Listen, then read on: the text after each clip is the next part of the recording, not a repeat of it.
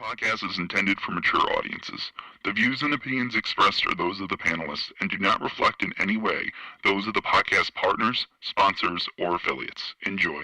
Hi, this is Michael Buffer, and you're listening to the Voice of the People. Let's get ready for Boxing Voice. Every day I'm hustling, hustling, hustling, hustling, hustling, hustling, hustling, hustling, hustling, hustling, hustling. Every day I'm hustling, every day I'm hustling, every day I'm hustling, every day I'm hustling, every day.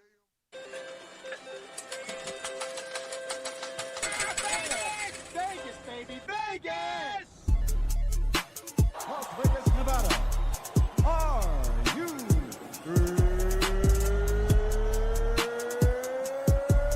ready? TheBoxingVoice.com. Welcome to Las Vegas, baby. We taking over. Ness Heyman. Mr. Vegas, you are Mr. Las Vegas. I get in every fucking shit. They want me there. TBV presents a ring walk with Danny. Ring Walk Danny. Owen Bama, only in America. Because I fight for the people. I go for you and you and you, all these beautiful kids is here. We turning TBV into the Hot 97 of boxing. Keep talking from Vegas. You already know if it's a big fight, I'm pulling out. Chicago, we in here. Man. From the cotton fields of Alabama to the casinos of Las Vegas. Mama, I made it. We up early, baby. The grind don't stop. Gilly the Kid ain't gonna be the only one around here doing big shit. You are now locked into the Boxing Voice live from Las Vegas with Nesta Gibbs and Ring Walk Danny. This message was brought to you by SDS Promotions. What up, what up, what up? Good morning, ladies and gentlemen. Good morning and welcome back to another edition of the Boxing Voice Radio. We are here to talk the star, the one, Gervonta Tank Davis and Ryan Garcia, who will be fighting April 18th. And it is said... 15th. Really? 15th. Tax day, remember? 15th. Totally the 15th. Okay, well, you threw me a curveball. I could have sworn. We going to check because I got audio. No, you don't have to check. I was there Tax Day, which is April 15th. That was part of Ryan's tweet. Tax Day. That's like a year every day, April 15th. How'd I mess that up? Because I You watched the fat-fingered, interview. brother. You fat-fingered. You think? It's under Is the 8 by the 5? It's under the 5, bro. Go change it right now.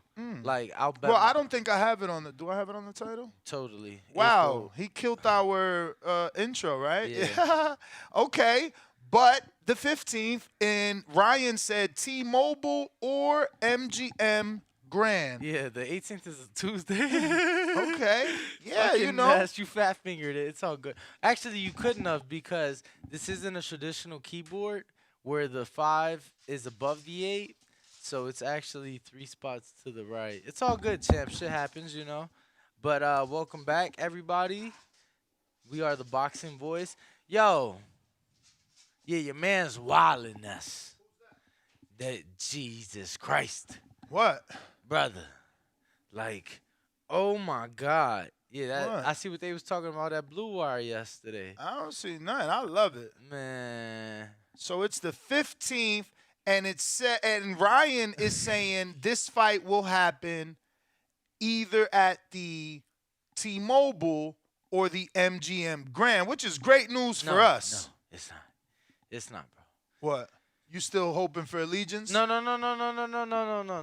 Ryan, this is Look, Ryan's words. look, I got the No, timestamps. and that's good. But let me tell you. What? Tell me. I just want everybody to think about What?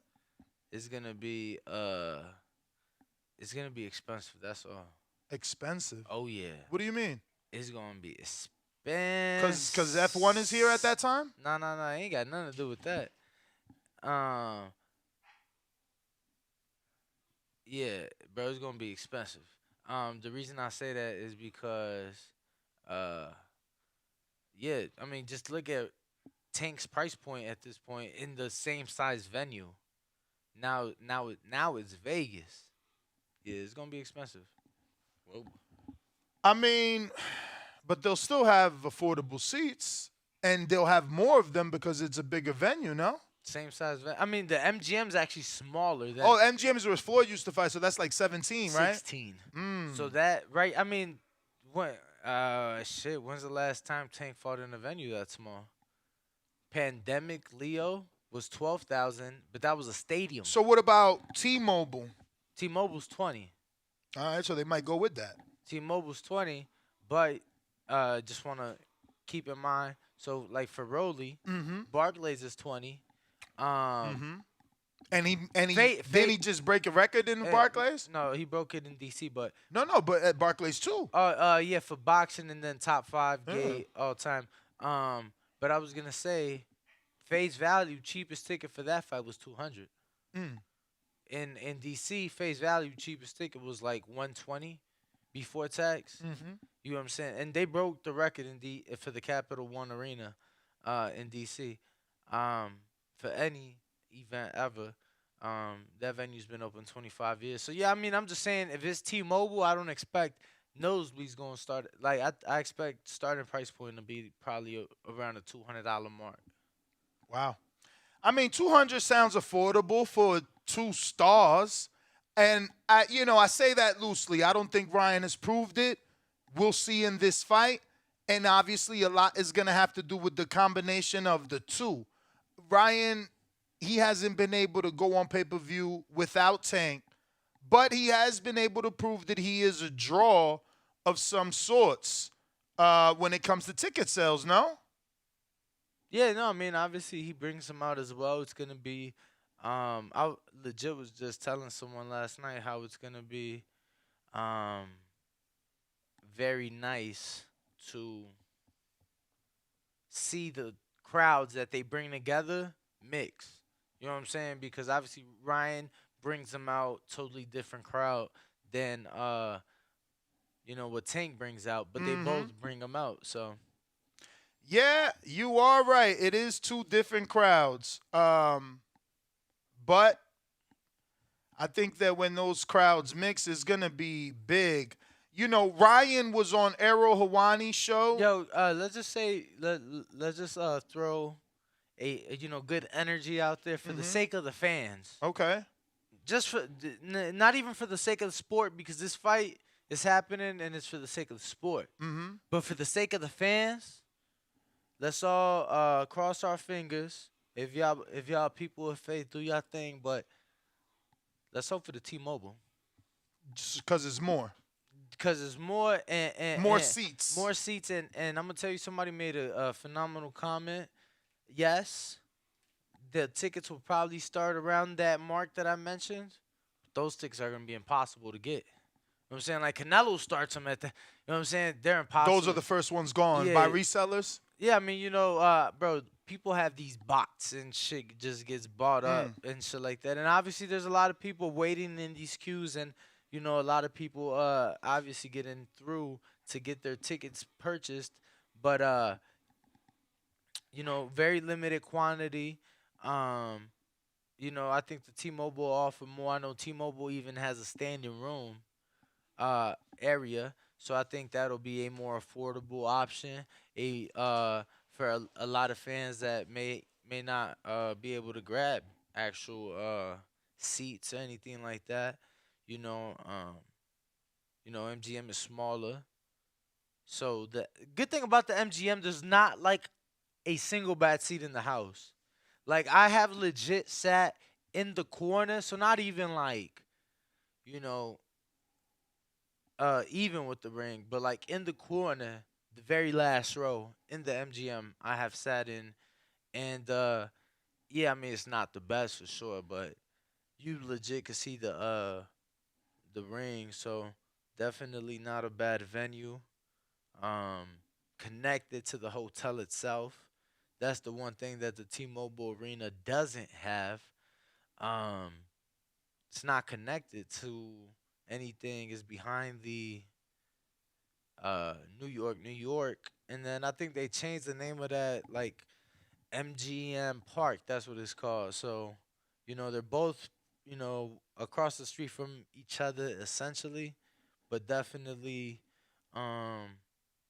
Man, I just prefer the T-Mobile personally, like bigger venue, and it allows so many more fans to experience it. It allows tickets to be a bit more affordable because there is more of them. So hopefully we get that.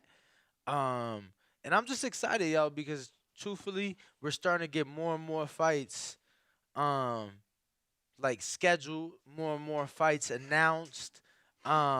This is technically not the lightweight division, but I was with the champ last night, and I started to get more indication of when that undisputed defense is gonna land.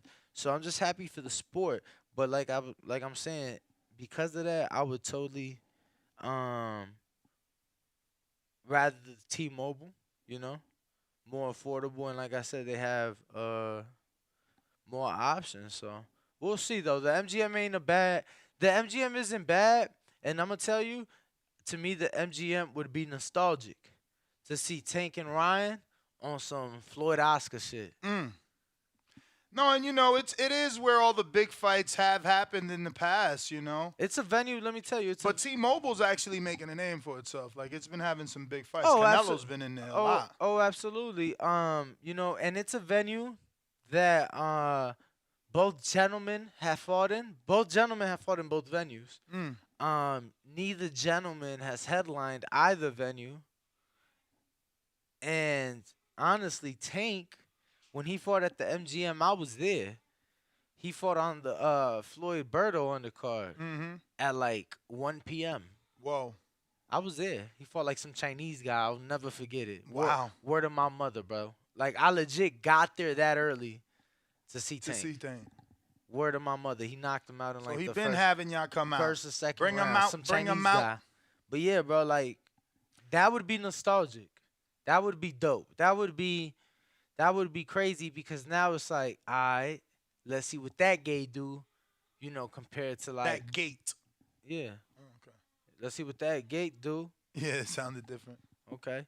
Compared to, what Floyd's done too. True. Compare that stardom. And a writer, if there are any out there that write that aren't just beat writers, right? Because a beat writer is a carpenter, like they're giving you what's happening now, breaking news. Thomas Hauser is a writer where they'll write like story kind of thing. Absolutely. And hopefully someone like that does do Oscar, Floyd, Ryan, Tank, this generation's, that generation, is this, the equivalent. But I do have the audio I want you guys to hear from the horse's mouth. And, obviously. I think that'd be more of a comparison from a stardom point because, two totally different things. Oscar was a world champion, much more accomplished. Than Ryan? Than Ryan. Garcia as a professional, and then Miles more accomplished than Ryan as an amateur. Obviously winning the gold in the '92 Olympics and whatnot. So I mean, but the same could be said for Tank. Tank doesn't have the Olympic background, he does not, or amateur background of Floyd. But nor does he have the traditional upbringing of Floyd. Floyd had a belt 21-0. And he fought. I mean, not to say that Tank didn't. Tank fought a legitimate first title champion as well. Shout out to Pedraza that turned around and became a two-time champion. But neither man could be compared to their predecessor. No. I'm just saying, like, Tank's the A side versus Floyd was the B side. Going into that fight, last time Floyd was the B side. You're right. Based off this interview that he did with Errol Hawani on MMA Fighting on SBN, I never heard of that. But I'm not an MMA guy. Yeah, SBN Nation, I think, or some shit. Okay. Maybe. Okay. It's crazy. Because this only has 33,000 views. Oh, yeah. This would have done so much more on Fight Hype, on Fight Hub. And that's what it is. It's the genres, I like to brag sometimes. Boxing Voice, man, we're the shit. Devin Haney, we were his first stop back from Australia, which was true in person, although earlier that day he interviewed with Ariel. Ariel has, I believe, over 1 million subs. Yeah, 1.55. Wow. Yeah, so our interview with Devin did better than his interview with Devin. You get what I'm saying? And he technically got it first, much larger platform, but it's just the Smaller genres. boxing audience, Yeah, though. it's just the genres. But this is good that they go here because it opens them up to a different audience. Like that 33,000 probably, maybe 20 is people that aren't boxing fans, and Right. the other, 13 are us hardcores that found this yesterday, because this is a 15-hour-old interview. So this is brand new information, but I do want to play it and let Ryan speak. I did want to tell you where you can find it in its entirety. So this Ariel Hawani, right? Yes. Bro, so shout out to I don't know how the fuck, or the backstory I should say, but Matchroom put out a video of Johnny Fisher and his dad. Bosh. Big John. Shout out to Big John and Johnny. Sending like a message to Ariel Hawani. For what? Like, obviously the Chinese, they're talking about eating, they love their Chinese food. So talking about like eating Chinese and like, they said the Bosch, but whatever it was, like Ariel responded, and he like played along and like was totally dope about it. So yeah, I saw that. That was pretty cool. That's I'm not into his office. Damn. Do you like the set? Can you like put screen share it? Yeah, so I sure. know, so we know what you're like. talking about. I don't know that I would have gone with that, but look, to each his own. He's got like a lot of collectibles. It feels almost Joe Rogan-y, no? Let me see.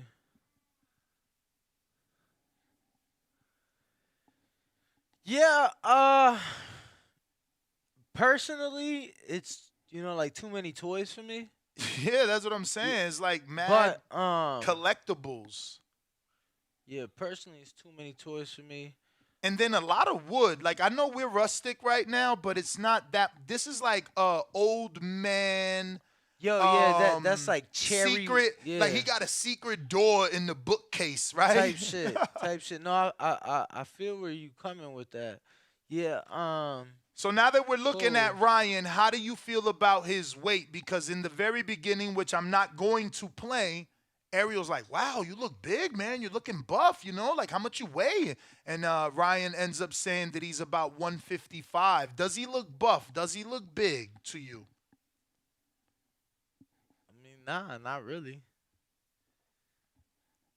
If I'm being honest. They say he's the MMA Ness without the yelling. No, the fuck he not. And I ain't gonna front. I wish I had his growth. Like, my man's he's sitting on a milli. Yeah, and it's crazy because he started like me, I heard, right? Like, he was ESPN picked him up, right? Yeah. Like, he was his own podcast. Yeah, no, That's cool, man. He got picked up. Yo, I'll say that from what I've seen, he's like you in the sense that he stands in what he believes in, and he stands in like, what he believes is right or wrong, and he got the low Caesar. He got the low Caesar. What's up? And y'all two emotional motherfuckers. Oh my God. That's the best one. That's the main one. But why you think everybody loves Jermel? They love our passion, bro. You got to be if you ain't passionate about something, then there's something wrong with you. You got to be ready to die for something. Something. And metaphorically, I ain't asking you to fall on a sword, but let me get to this audio, man. A done deal at this point? At this point, from my knowledge, yeah, it is. It is. Yeah, 100%. I've seen the contract. Everything's been set. I think they're just working on the undercard. And other than that, we both agreed to the fight. So, I'm ready. I've been dying for this fight, and I'm giving my all to make it happen. So. I want to stop there, obviously, because we don't want to be flagged by the bigger channel. But also, shout out to No, we definitely gave credit to Ariel and MMA Fighting on SBN shout out for getting the interview. But also, I just want to say, like, it is done. I know Sunday you weren't here, but Monday you were skeptical as to whether or not it's really happening. Does this make you feel any more positive, or obviously the things that Gervonta has looming still give you? No, I mean obviously trial starts next month for that hit and run? I thought they pushed it back from February. Oh, did they? I don't know. I thought it got pushed back to February. Okay. I thought. Don't quote me on that. But yeah, I mean, look, as far as the fight getting made, I don't think that's really an issue. It seems like on both ends everybody's happy. It seems like everybody's on board. Networks seem to have come to an agreement. I mean, look, even Oscar and his fake abs are speaking on the situation. Yo, that's crazy. I didn't know those was fake. I thought my man really put it in. So he got that sculpted surgery ab shit. That's crazy, bro. What else do you do if you got money, right? Like, you got money, why you going to the gym? And then look, I mean, he got this banging chick by his side with this Bro, body. you know what I seen? He finally, I didn't even know this, and I'm only saying finally because that's how the headline read, but he's finally filing for divorce. Now, I know we're going to sound very gossipy and TMZ, but, bro, I thought it was worth bringing up. My man had been married and separated for 8 years. Who the fuck does that? That's a little bit weird, right? What would make you stay married for 8 years after separation? Yeah, I didn't even know he was married. Me neither. And that's why I'm bringing it up. I don't think anyone knew. I've seen him with the girl. I thought that was his. I didn't even know. Once upon a time, I heard he was married to a Puerto Rican Miss Universe or something, or Miss Puerto Rico or some shit like that. Was that true? Or you don't know that either? I mean, you being a Mexican, I thought this was one of your guys. He's never been? I was never an Oscar. He was never the golden boy to you? Never. Danny, I see why the Mexican public turns on you, bro. You don't like Oscar. I never liked You Oscar. You don't talk highly of Chavez. I think the only one you like is Canelo. And that's rare. Not rare. It's ironic that your name's Alvarez. Go figure. Any other Mexican fighters that you rock with? Because it ain't Valdez. In this era?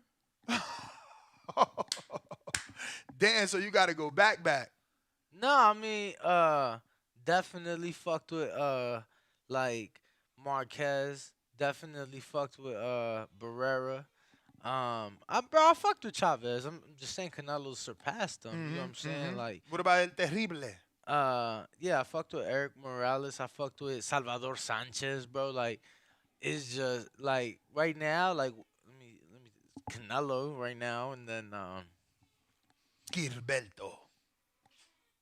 Yeah, I mean Zurdo's good. He just. You picked him over Bivol? Fuck no. So you ain't rocking with him? Who I, you rocking with? Nah, I put a couple dollars on him just on the. Just in Casey? Yeah, but bro, it's I like talent, and I prefer the boxer over the puncher. And what about Ramirez? He Mexican. Jose. And his nickname Camarón? See, that's somebody I rocked with. And let me tell you, I did it against my heart. Yeah.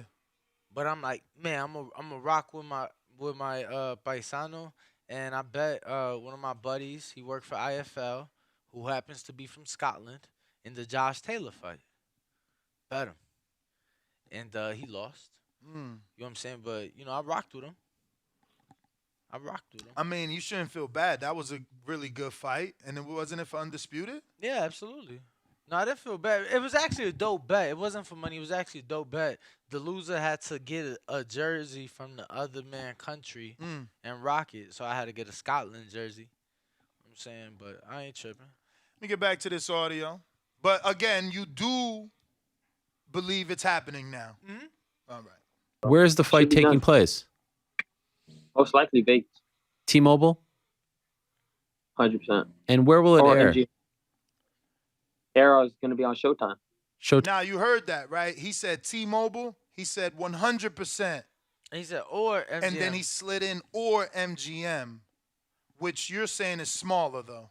by 4,000 seats, and it's just less options. That's all. But I don't mind it because of the and I'm gonna check venue availability right now. But I don't mind it because of the nostalgia, the history, the convenience of it being in the hotel. What about parking? What's better for us as fight fans? Is it more convenient to get to on foot with parking? Because that's important. I ain't gonna front. I feel it's like the T-Mobile we usually walk to. I feel like it's the same for real though, because it's honestly, I would say the only reason I'm gonna say MGM is better is because at least you're inside. You get what I'm saying?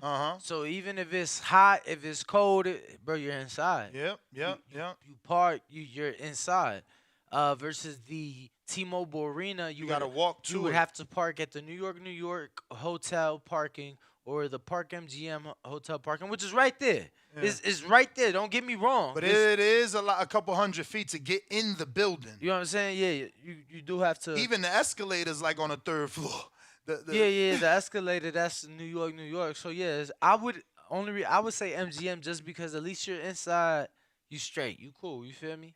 And MGM actually, if you got the floor seats, they'll let you pull up like through the back entrance versus, and even if you don't, honestly, they'll let you pull up through the back entrance. So let's say you're getting dropped off by a chauffeur, you in an Uber, you could legit get dropped off and be, I would say, 10 feet away from the doors versus the T-Mobile, you still got to walk 100 yards, 150 yards, no matter how close your Uber drop you off.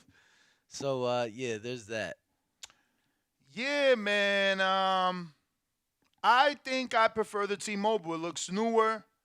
It's like you said, it's bigger. I hate this poll. What the fuck? The most negative shit ever. That was Brandon. Most likely reason Tank Ryan doesn't happen in April. Yeah, it was our producer. You got something better? Yeah, bro. Early predictions or some shit. Like, Jesus Christ. That is a god-awful poll. Like, yesterday was rough enough. All right, Danny. Be positive. So make something up while we give them more audio. And his own, in a way. Wow. It's going to be on both. I don't know. Yeah, I don't know the particulars, but I think you could buy it through DAZN or something like that. I can't really say the full details. I don't 100% know that aspect. I guess the reason I'm asking. That's what I wanted to know. As a $150 a year subscriber for DAZN, I pay for the year so I could pay cheaper per month. I want to know how much it costs to buy on DAZN because it's usually cheaper on DAZN and there's playback and on demand on DAZN, unlike the last pay-per-view I purchased on Showtime where it disappeared again after the Tank fight, and I'm not happy about that. Correct. They did it to me with the Ruiz fight, and it was infuriating that I bought it on the Fox app, so I stopped using that. So I'm really interested in the details of this joint. You ain't had cable since Jersey, huh? Yeah, I cut the cord since I moved to Florida. Bro, like I wondered because I cut the cord some years ago, let me tell you. But when I did have cable, I used to DVR all the pay-per-views. Me too. Okay. And they would stay there forever. I had to take them off to make space. room. Me too, bro. Fucking this new world is whack. Bro, like I was DVR and I need that everything. shit. Like, yeah, yo, you want to watch back. tape. Yeah, you know how long. Sometimes it gets on YouTube and it's not the same. Different audio, different commentary. Yeah, different commentary. Like, I don't like awful, that, bro. Give me my shit. But back to this audio. This stuff is because, as you know, there's a lot of cooks in the kitchen here, right? There's promoters who don't usually work together. There's networks that don't usually work together. Is there any part of you that fears that there could be any more stumbling blocks between now and whenever it's time to like officially announce this? Or do you feel like you've cleared all of those stumbling blocks? Yeah, I've cleared everything. The only thing that could happen is something on Tank's side where he's like, somehow he messes up or, I don't know, trouble in a way, but I don't think he will. I think he knows how important this is. I think he's gonna, straighten it up. Yeah. I love that. That's again reassurance to us as fight fans. I think we can really purchase airline tickets, hotel tickets. You go back to Tank's post-fight press conference, and they say, hey, is this fight really happening? Because Ryan said April 15th, and he's like, that could have been his time to be the A side and be like, hell no. Nah, we ain't signed nothing. He ain't in charge. He don't announce nothing. And he like, well, Ryan said the date, and with a nice smile, you know what I'm saying? Now here's Ryan again, speaking again, giving us more information, confirming, 100% T-Mobile or MGM. And aren't those the same? Are they rivals or? No, same parent. So it's more about availability for them. Yeah, no, I mean it's just I've checked both venues are available. On the 15th. So it's more about the promoters making honestly, the decision on how much, do they want to charge more or have more seats. So I think the T-Mobile, I'm checking, but there could be one possible issue with the T-Mobile, and that would be that the hockey team makes the playoffs, because then that venue possibly could. But that's what I'm saying. If somebody books it, I'm sure they could get with the NHL. And I don't even know how good Vegas is this year. I'm pulling up the record now, but outside of that, I don't see any issue. There's no issues with the T-Mobile as of right now. I don't see. Yeah, Vegas is in first place, so they're definitely heading in the playoff direction, which is very funny because they have a terrible record at home, but a great record on the road. That's funny. But yeah, so we'll see. We'll see what happens with that, champ. But as far as that's the only issue I could foresee with the T-Mobile. No issues with the MGM. All right. Well, let me get to the rest of this audio here. Do his thing to the fight. Are you confident that he wants this fight as well? That like he is sincere when he says he wants this fight? I think so. I really do. I mean, sometimes I don't think so because he's not as loud as I am, but maybe that's just his personality. But I'm trying to push the fight. I'm trying to, get the fans hyped up. But I guess he doesn't take that route. He's just kind of a chill guy. So that's cool. I know he's going to be ready to fight, though. You just alluded to something. Bro, I just want to say Ryan's gotten a lot of love out of these 33,000 views.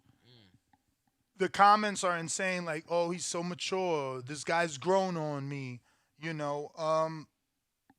there does seem to be a level of maturity. And you can't help but talk about if he beats Tank. He's on some Floyd shit. Floyd beat a champ his first time out. How old is Ryan? 23? How old was Floyd? 21? Who would have got the greater win? Is Chicanina, what the fuck? Hernandez greater than Tank? Absolutely not. That man beats Tank April 15th, and our perception of him completely changed, not to mention his name in the history books. Tank just played, let me rephrase that. Tank just took a shot at Devin yesterday saying he got all the belts, but everybody knows I'm the champ. How true that is, I don't know. But the truth is, Tank is the bigger feather in the cap. Like, is Tank the greater win or is George Kambosos the greater win? I mean, Tank. Is Vasil Lomachenko the greater win or is Tank the greater win? And you got to say Tank because Vasil himself and his promoter been dying to get Tank. They wanted to be pay-per-view 3 years ago with Tank. And they never been on pay-per-view. Tank has. Tank, unfortunately, is the cash cow in the name of the division in and around. Not just 35. So, yeah, if Ryan does the unthinkable, which he will be an underdog. He is. He will be an underdog. How big? I don't know. Is he as big as Andy Ruiz versus AJ? Would he be as big as Buster Douglas versus Mike? Nah, this is tell you right now. See, I'm sure they got odds already. Maybe not. Because Tank is supposed to beat Ryan. Oh. Okay. But that ain't the way it plays out in the betting lines. Like, Ryan is the underdog. If he gets the win, bro, he shocks the fucking world. Okay, so and not to mention he's on some Babe Ruth shit. So he's been right saying now, for years he could beat Tank. So now everything makes sense. All the bullshit y'all was talking about, like, oh, Ryan's just a talker, and now if he beats Tank, it becomes, damn, this dude's been saying he could beat Tank for 4 years. If he beats Tank, they're going to start saying Tank avoided him for 4 years. Because he been knew he could beat him. He been trying to fight him. Well, I mean, he was out of boxing for a minute, too, though. Again, but whenever he was there, he would call out Tank. Tank in 2. I'm the one that could beat Tank. And at 12 o'clock, we're going to be talking about Ryan not only thinking he could beat Tank, but every fucking southpaw. And he says he's the southpaw killer. And you know who's included. But that's at 12 o'clock live from the Wynn Casino. We'll talk about that because the young man's on a mission. And you got to start to give some, at least attention to it. Because if it comes true, again, he on some Babe Ruth shit. My man's watch baseball now. I'm just saying. So FanDuel got, I guess, Ryan with the best odds at a plus 250. Damn. And then that's crazy. The best Tank odds 200 makes you $500. And then the best Tank odds is a minus 240. Money line. Bro. So just to put things in perspective, he was a minus 1,600 money line for Hector. Oh, Tank was a minus 1,600. Minus 1,600. And what is he now? Minus 240. Woo! They got it tight then. So not only is Ryan possibly Mystic Mac. Well, that's the best one. Like, you know what I'm saying? Like, it's always gonna be different sports, but like, I'm just saying it means the bookies believe Ryan. Some of them. Yeah. Yes. I mean, cause that same bookie got Ryan at a plus 190, so you know that ain't too far from even money. That's interesting. Yeah. Listen, we're going to open it up. All our ways of calling in are available. The number is above our head, 1425-569-5241 if you want to call traditionally from your landline, your house phone, your work phone, your cell phone. Or you can call in via Discord and join our Discord group. Raise your hand if you're ready to rock and roll. Or right here on Twitter Spaces where I see C-Dub that usually doesn't know how to rock with Discord, but we're going to try you out and see what you got. See, can we rock and roll? If you are watching this on YouTube, don't forget to hit that thumbs up button. It's going to help with the visibility of the show. It'll put this episode in the eyes of other boxing fans and, you know, let them know the number to call in so that they can voice their opinion and we can talk boxing for a good half your work day. Remember to rate us 5 stars on iTunes. Subscribe to youtube.com/The Boxing Voice for the latest and greatest interviews with your favorite fighters. D1, I'm not drinking any Kool-Aid, champ. I'm just saying, what if Ryan does what he says? He'll be the Mystic Mac of boxing. What up, C-Dub? Yo. We hear you. Yo, that's what's up, man. I mean, hey, if you're a troubleshooter, you know, if you tech savvy, you know, I don't have these problems every day. So I don't know what it is. You know, it's a simple click of the button. But hey, man, we're here now. Let me give it to you. The universe don't want me to come in because they know I'm going to be on y'all heads, man. But hey, shout out TBV. Smash the like button. It's free. Do something with yourself. You know, Ryan said 100%. You know, pause. This the same guy that said Pacquiao fight was happening, right? But he never said 100%. Right. He never said he seen the contract. So you come in with the negative energy. You have glass full guy today. It's the same guy. So you know, it has the Arrow Bud November 17th vibes for me, man. I'm gonna wait for the press. I'm gonna wait for the press conference. Not the announcement, but the official press conference. You heard what the man said? They just working on the undercard. Yeah, I heard what he said. He said a lot of things, man. You know, mentally stable, unstable people say a lot of things, man. But we'll see, man. It's still a rumor at best. You know, Gatorade mentioning rumors. You know, funny Canelo is then the only So what like about one of his Tank only biggest confirming it? fans. What about Tank confirming his post-fight press conference? He had the opportunity to say no. He had the opportunity to see everything you saying. Oh, I thought I saw something where Tank said it wasn't signed yet. So Yeah, he said that's it. what I saw. He did. And Ryan didn't say he signed. He said I seen the contract.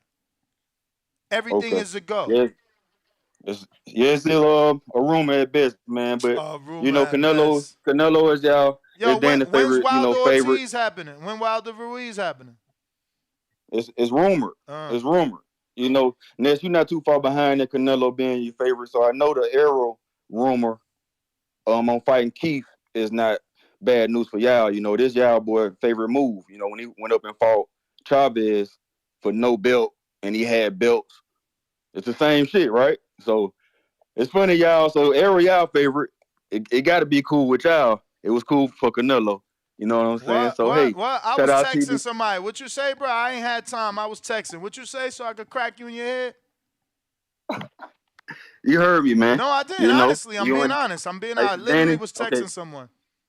It's funny, you know. We talking about rumors, you know, Mm-hmm. and Danny, you know, Canelo is his favorite. You know, you're not too far behind. Okay. You know, Get so to the what point. Keith? Get to the point. So the rumor that Keith, the rumor that Spence and Keith having at 154 is cool with y'all. You know, so yeah, I know it's all good with y'all, right? It ain't cool with me. This Canelo favorite move. No, it ain't. Okay. No, it ain't. You didn't like when Chavez. You didn't like when he did it for Chavez when he had belts and then he went up and fought Chavez Jr.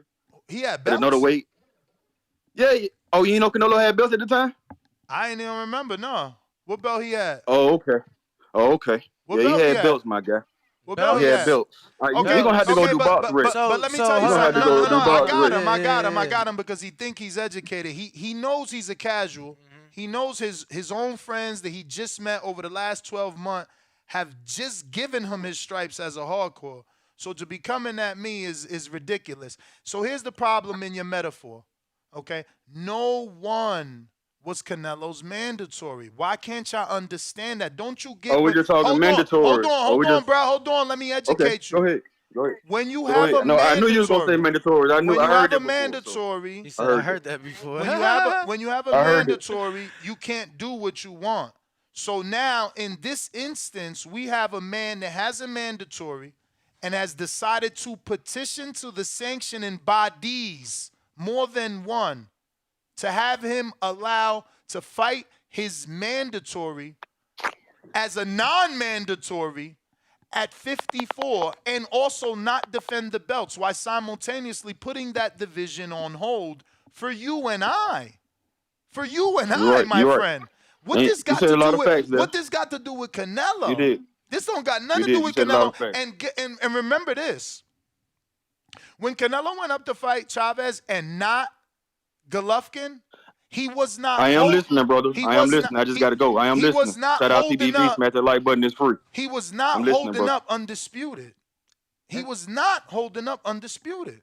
So, like, I don't get how everyone's trying to bring Canelo into this, and it's only really to give your favorite fighter some way out of what he's doing. But it's not the same. It's not the same. There is no one there waiting. Go ahead. So Canelo fought Chavez after fighting Liam Smith at 154. So he no longer had the BC. That was now in Golovkin's hands. After the fight, Golovkin steps into the ring to announce their fight, in which Canelo stepped into his no middleweight title at the time, right? Once again, I was in Golovkin's possession. So that first fight, 3 of the 4 belts was on the line for Canelo. That IBF, the WBA, and the WBC. The IBO was not on the line. He ain't want it. He ain't paid the sanctioning fee. So totally different. You know, we appreciate the attempt. We hope you keep calling in. And you know, keep on keeping on. You know, there's more audio in that Era Hawani interview where Ryan feels the Tank side did everything to not to make it difficult for him to say yes, thinking that he would say no, right?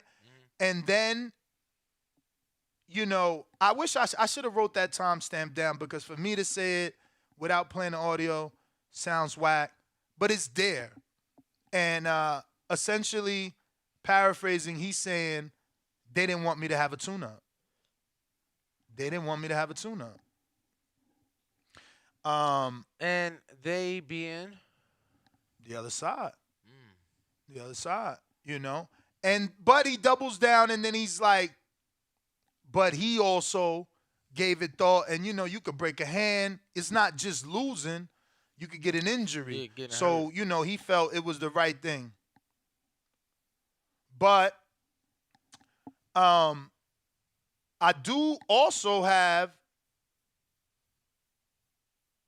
some inside information that insinuates the same.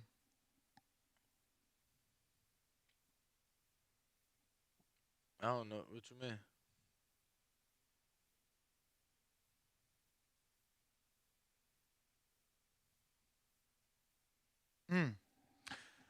So yeah. No, I just got another message. Obviously, you know, people be listening to the show, and I'm being sent information to corroborate that Ryan believes Tank didn't want him to have a tune-up. And this was when the fight was supposed to happen in December, you know?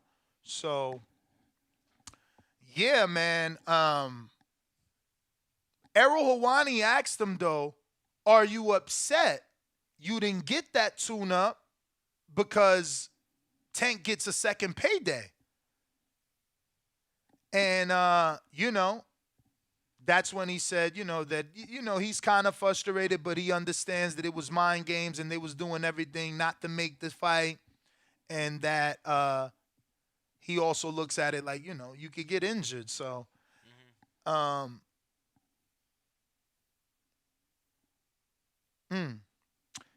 being hit up from one of my good sources.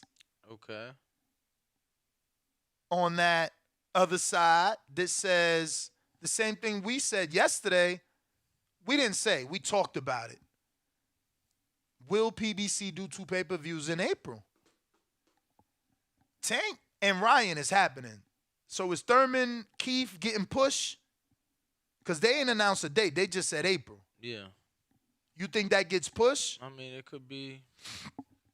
And I don't mean push like not happening. I mean push like off the month of April. Because I'm being told there's no way in hell they'll do 2 big pay-per-views in the same month. Now, you and I went through that, though. Haven't they done pay-per-views in the same month? But technically, I guess it could be debated whether they're big. Because Charles Martin and Luis Ortiz, that ain't big. That was in January. What else came in January? Shit. Ain't shit come in January. So February had Barrios, Thurman, and who else? That's it. March?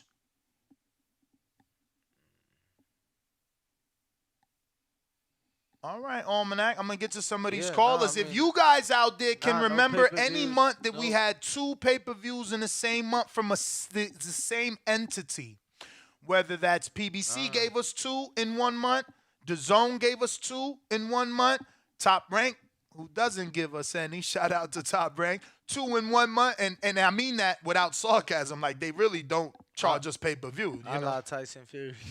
True, Tyson Fury. I always forget about him. Because we had, I mean, back-to-back pay-per-views in April of last year. But obviously that was like PBC 1 week, ESPN the next. So, yeah, bro, I can't think of a month where we had 2. I don't think they're pushing. I got my other people telling me you'd have to push back Tank Ryan. You'd have to push Tank Ryan, Spence Thurman, Benavidez Plant, bro. That's a 6-week span. But you can't push Tank Ryan. That's the biggest fight. They got the date announced. You can't push that. That's bigger than the other fights, bro. Yeah, I mean, and the this is other another one- thing they talked about on the show, Mhm. which that could be our poll. I mean, it's not like we haven't said that before, but they think they could do $1 million. What you think? What price point and what's the undercard? Obviously, they don't know the undercard. Price point, you know, is 80. Ain't nobody doing less than 80 with these two kids, man. Fuck. Yeah, man, I don't know. I think if promoted right, they can. They have plenty of time. Wow, $1 million. I think a multiple city press tour. Well, there's your positive poll. How many pay-per-view buys does this fight do? And you keep it simple: 250 plus, 500 plus, 750 plus, 1 million plus. 250 plus, 500 plus, or no, do 250 or under, 500 or under, 750 or under. It breaks $1 million. 500K or under. 750 or under, 250 or under, and then it breaks $1 million.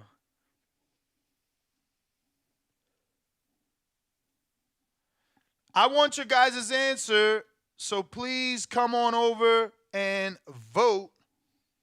But bro, they have so much time. They if promoted right, they can do something nice. You know, look, let me tell you something, Nestor. Mm-hmm. Unfortunately, football season is not over, but you know, they do have playoffs. If they could get, you know, like a press conference at like one of the playoff games or some shit.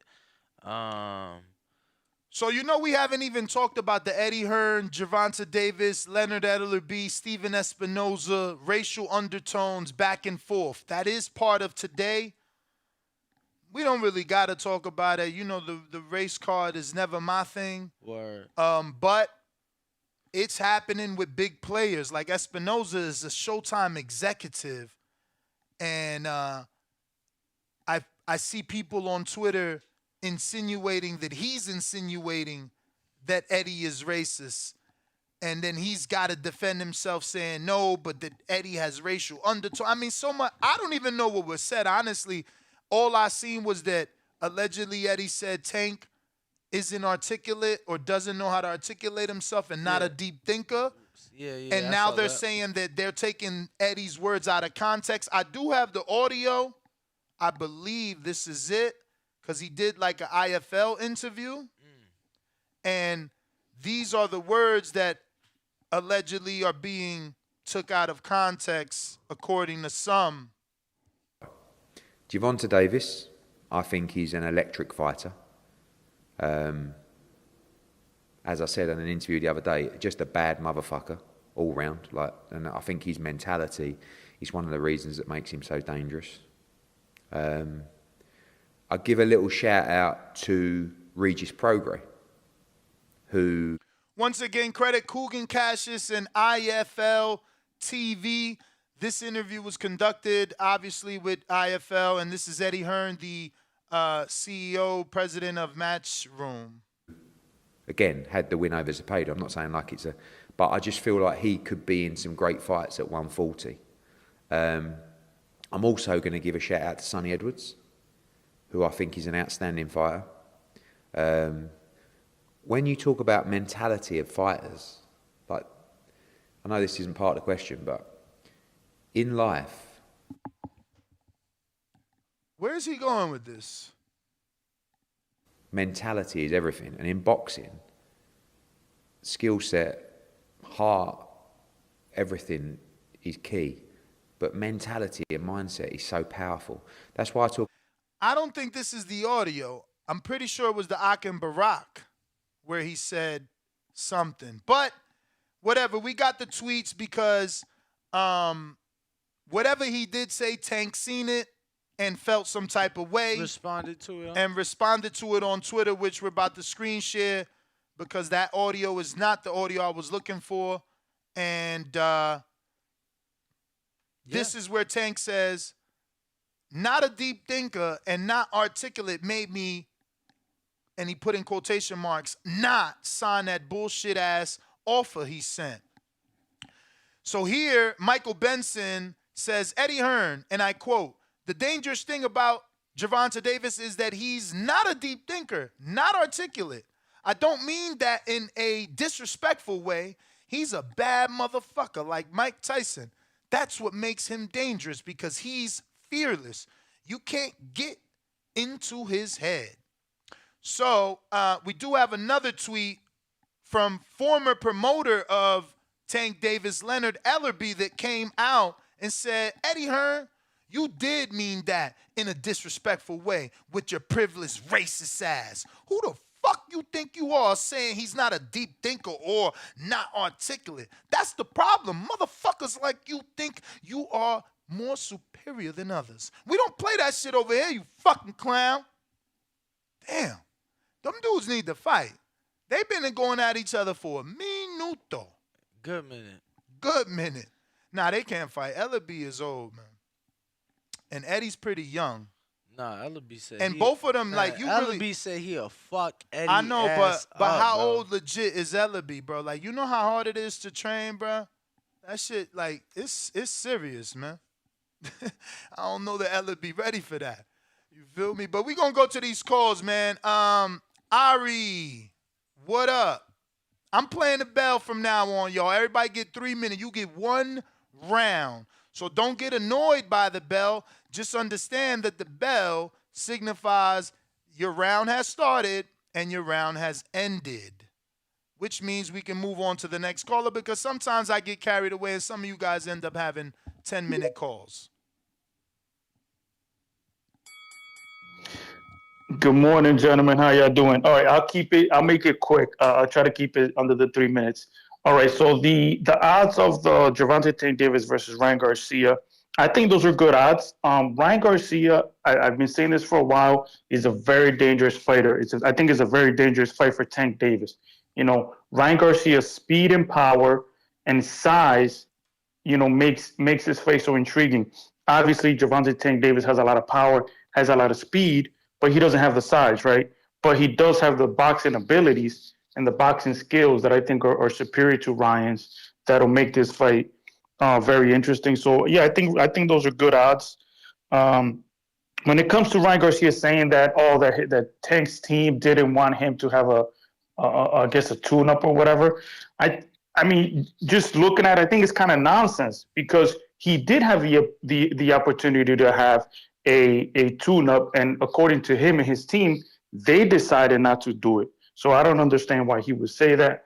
And then the other thing, the whole comment by Eddie Hearn, you know, these is things that have been happening in the history of this country, right? Where some white people put out this thing out there saying that like black people are not intelligent. So that's how a lot of, well, at least the black people that I've spoken to, that's how they took it, right? So, you know, we can't tell them how they should feel, you know, when they have, you know, a white, arrogant European talking about Tank is not articulate or not a deep thinker, and also compare him to Mike Tyson. Like come on, man, like that's ridiculous. But why are you taking it that he's comparing him to Mike Tyson from an IQ level and not a boxing level? I mean, don't people already compare Tank to Tyson? He called him a bad motherfucker. No. But when you're talking about, when he's talking about what made him dangerous like Mike Tyson is that he's not a deep thinker. That's what he's talking about, that he's not, like, you can't get in his head. That's what he's saying. That's the way that I saw it. You know what I'm saying? And that's the way that I saw it. So, you know, but that's just my opinion.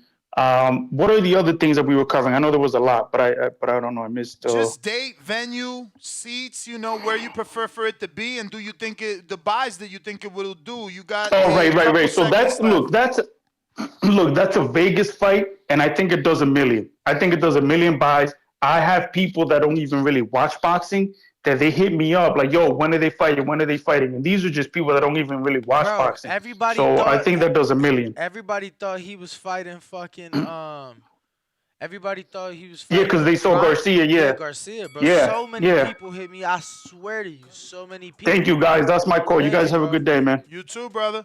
So many people thought he was already fighting Ryan, is what you're saying? Bro, because, yeah. So they like, yo, who the fuck is this guy? Bro, but nah, they just saw, like, Garcia and shit, so. And just assume it was the other Garcia. Yeah. I got Rider of the Storm that says, I guess Danny knows Oscar's body.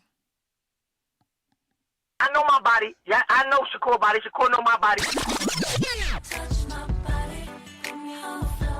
Joseph Big Supermax says a throwback outdoor Vegas fight would be dope. What arena's outdoors? No. I mean, it's some, don't get me wrong, but none big enough for this fight. What he's referring to was formerly at Caesar's Palace. Pretty sure Fan Man fucked that up, though. That was funny. That was funny, bro. That motherfucker, bro. Yeah, it's kind of honestly. No, and you know, in this generation, it won't be a Fan Man. It'd be one of them skydivers with the suits. Oh, I mean, now they're a lot more slick. I mean, you know, you don't need all that big shit. Nah, hell no, bro. I've seen some YouTube videos of parachuters jumping off buildings. No, man. I was gonna say, think of all the parachuters that dive into the football games and shit. Oh, you know, I don't know nothing about that. I never seen it. You ain't never seen it? Yeah. Nah, I thought Fan Man was the first and only. This No, fucking no, football no. fans copying? Nah. It's like part of the opening ceremony and shit, bro. It's like what? Someone always does it? Yeah, bro. They have like 3-4 parachuters and shit. Fuck. Yeah, bro. It's like part of the national. I don't know. Yeah. That's weird. Not at all. Foosball, told dope. you. Ride of the Storm back with another $2 super chat. He says, throw that trash Spence versus Thurman on the undercard. Damn. Yo, that's what you wanted. He wanted Spence versus Thurman on the undercard of Tank yesterday. And somebody ran with it, made a Twitter poll about it. I seen it. Ken Stone. It's not that I want. I just say it You could. suggested it. You know, I said it could be a possibility. Ken Stone, $5 super chat says, I need a venue, date, launch press conference for Ryan versus Tank and Plant versus Benavidez. I'm getting worried, fam. No lie. Shaw UD, St. Louis, stand up. I'm not worried. Like Danny said, I think there's plenty of time. April 15th gives us what? February 15th, March 15th. We still got 90 days. And some change? Nah, man, that's a lot of time. No, we got time. We got time, man. Fall back. We going out to Cincinnati, though. Brandon, what up? That's Danny. Good morning, fellas. Yo. Good morning to my whole TBV family, my back call family. Shout out to my OGs and my little youngins. I like Danny's. It's probably going to be at T-Mobile most likely. Bigger, newer, but I like Danny's nostalgia angle. Only cherry on top of the nostalgia angle for me personally, if there was some kind of way they could put this shit on HBO and get whatever, Now you reaching, champ. Now you the reaching. HBO group. Now you That's reaching, what brother. I'm thinking, man. If they could get the Jim Lampley, Larry Merchant, I think Harold Edelman's died, but if they can get like the HBO team together to do it on HBO, you talking nostalgia right there for real. Nah, I hear you. Boxing ain't really been the same, in my opinion, since HBO got up out of there. Big fights belong on HBO. But, yeah, I think this shit's going to crack 1 million as well, man. Just think about it. The day after it got announced, Ryan was on ESPN First Take with Stephen A. Smith. He was on First Take the next day. Word. Stephen A. Smith is, he's talked about how if this fight don't happen, it'd be the biggest, this is the biggest, I think, this is probably the biggest boxing event since Canelo Triple G won. I think this is the biggest one since then. Like, event in general, like, this shit's going to be crazy. It's the green print. You got black versus Mexican. You got two very popular guys. You got this dude cool with Jake Paul. You're going to have influencers. The influencers get to promoting this shit on social media. I don't think y'all realize, man, them kids, Danny age, they will not pay rent. Yeah, but they also steal. They also steal, though. The kids Tank age and Ryan age, they the ones that know how to steal pay-per-views.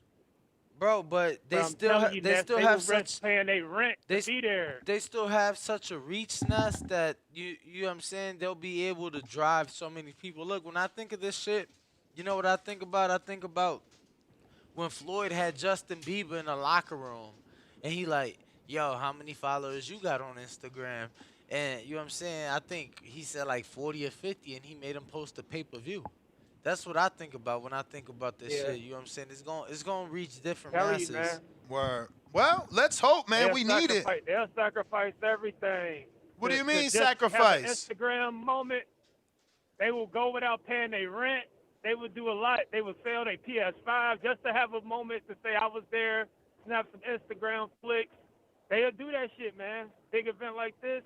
But last thing before I get out of here, since we talking about the clusterfucks of fights we gonna have in April, now we're saying Shakur gonna be in April. We talking about AJ. Do y'all think this fight is big enough to force Canelo Now, off hold Cinco de on. Mayo? Now they say Shakur gonna be in April. Like we ain't tell y'all last week. Word. Like we ain't said in his face on the I'm show. saying, but what about that? Do y'all think this fight's big enough to push Canelo off Cinco de Mayo? I think it is. I don't think it matters because Canelo's fighting at 5 o'clock in the UK, man.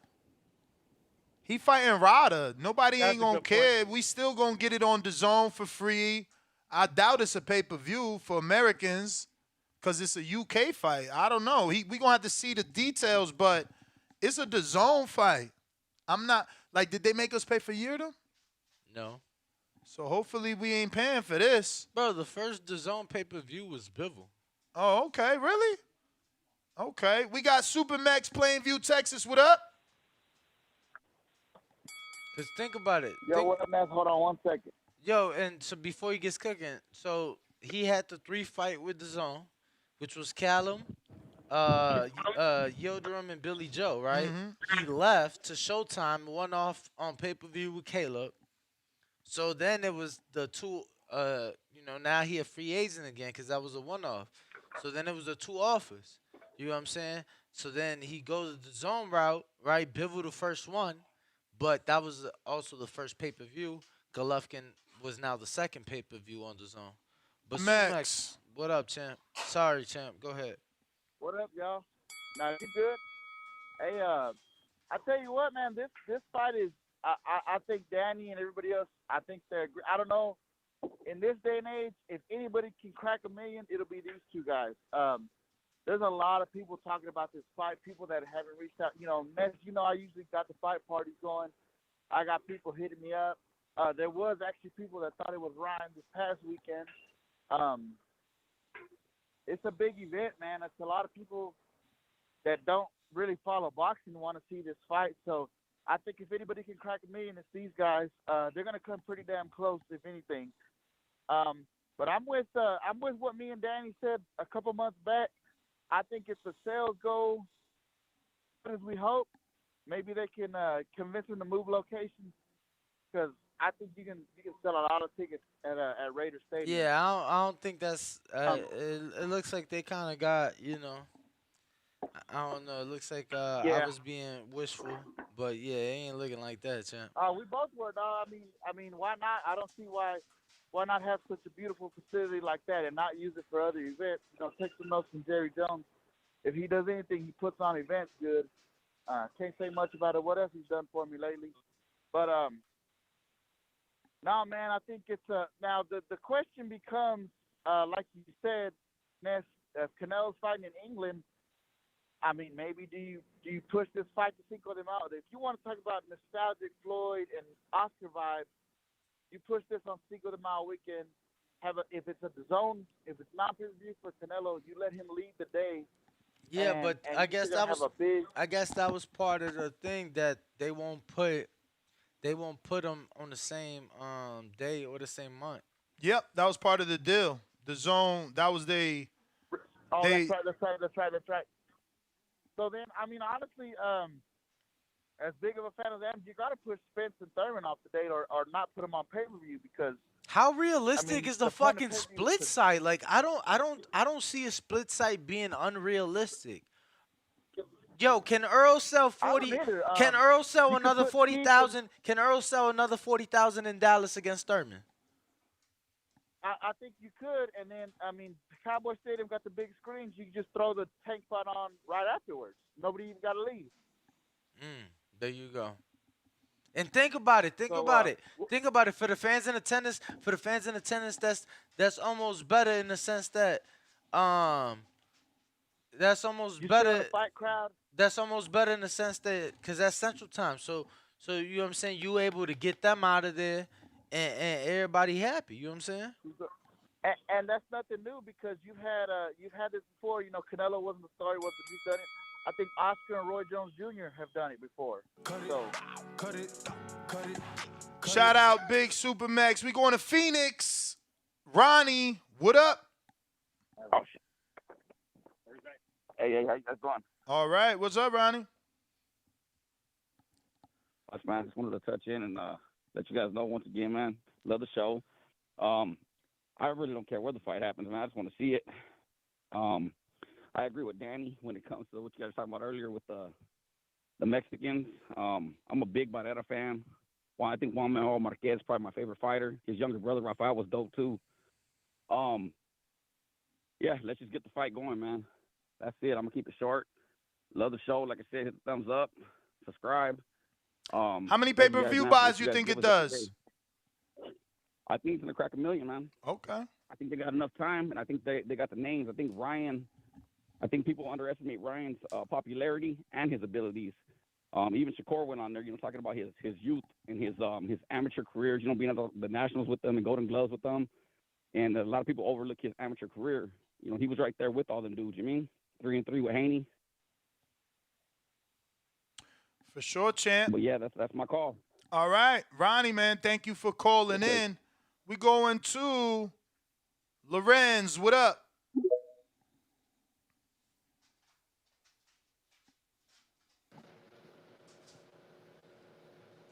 We hear you. Yo. What up? All right, what's up, guys? Hey, what's up, man? First, I want to start off with the Spence and Thurman fight.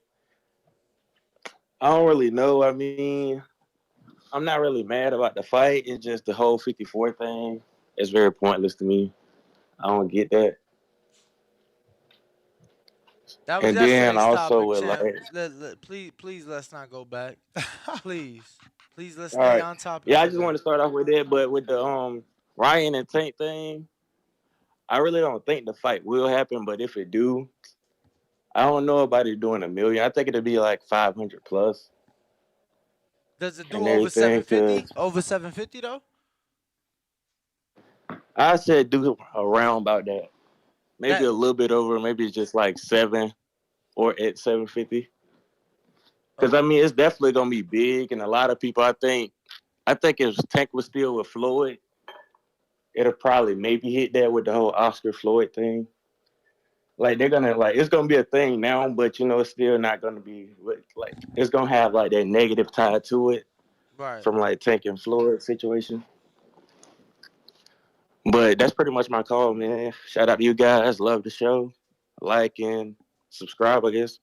All right, sir. brother. Appreciate Thank you, man. Thank you. And don't say I guess. Hopefully you've already subscribed. We're trying to get to that next goal of 163,000. And we have over 750 people tuned in live right now, Ness. Over 400 people have voted.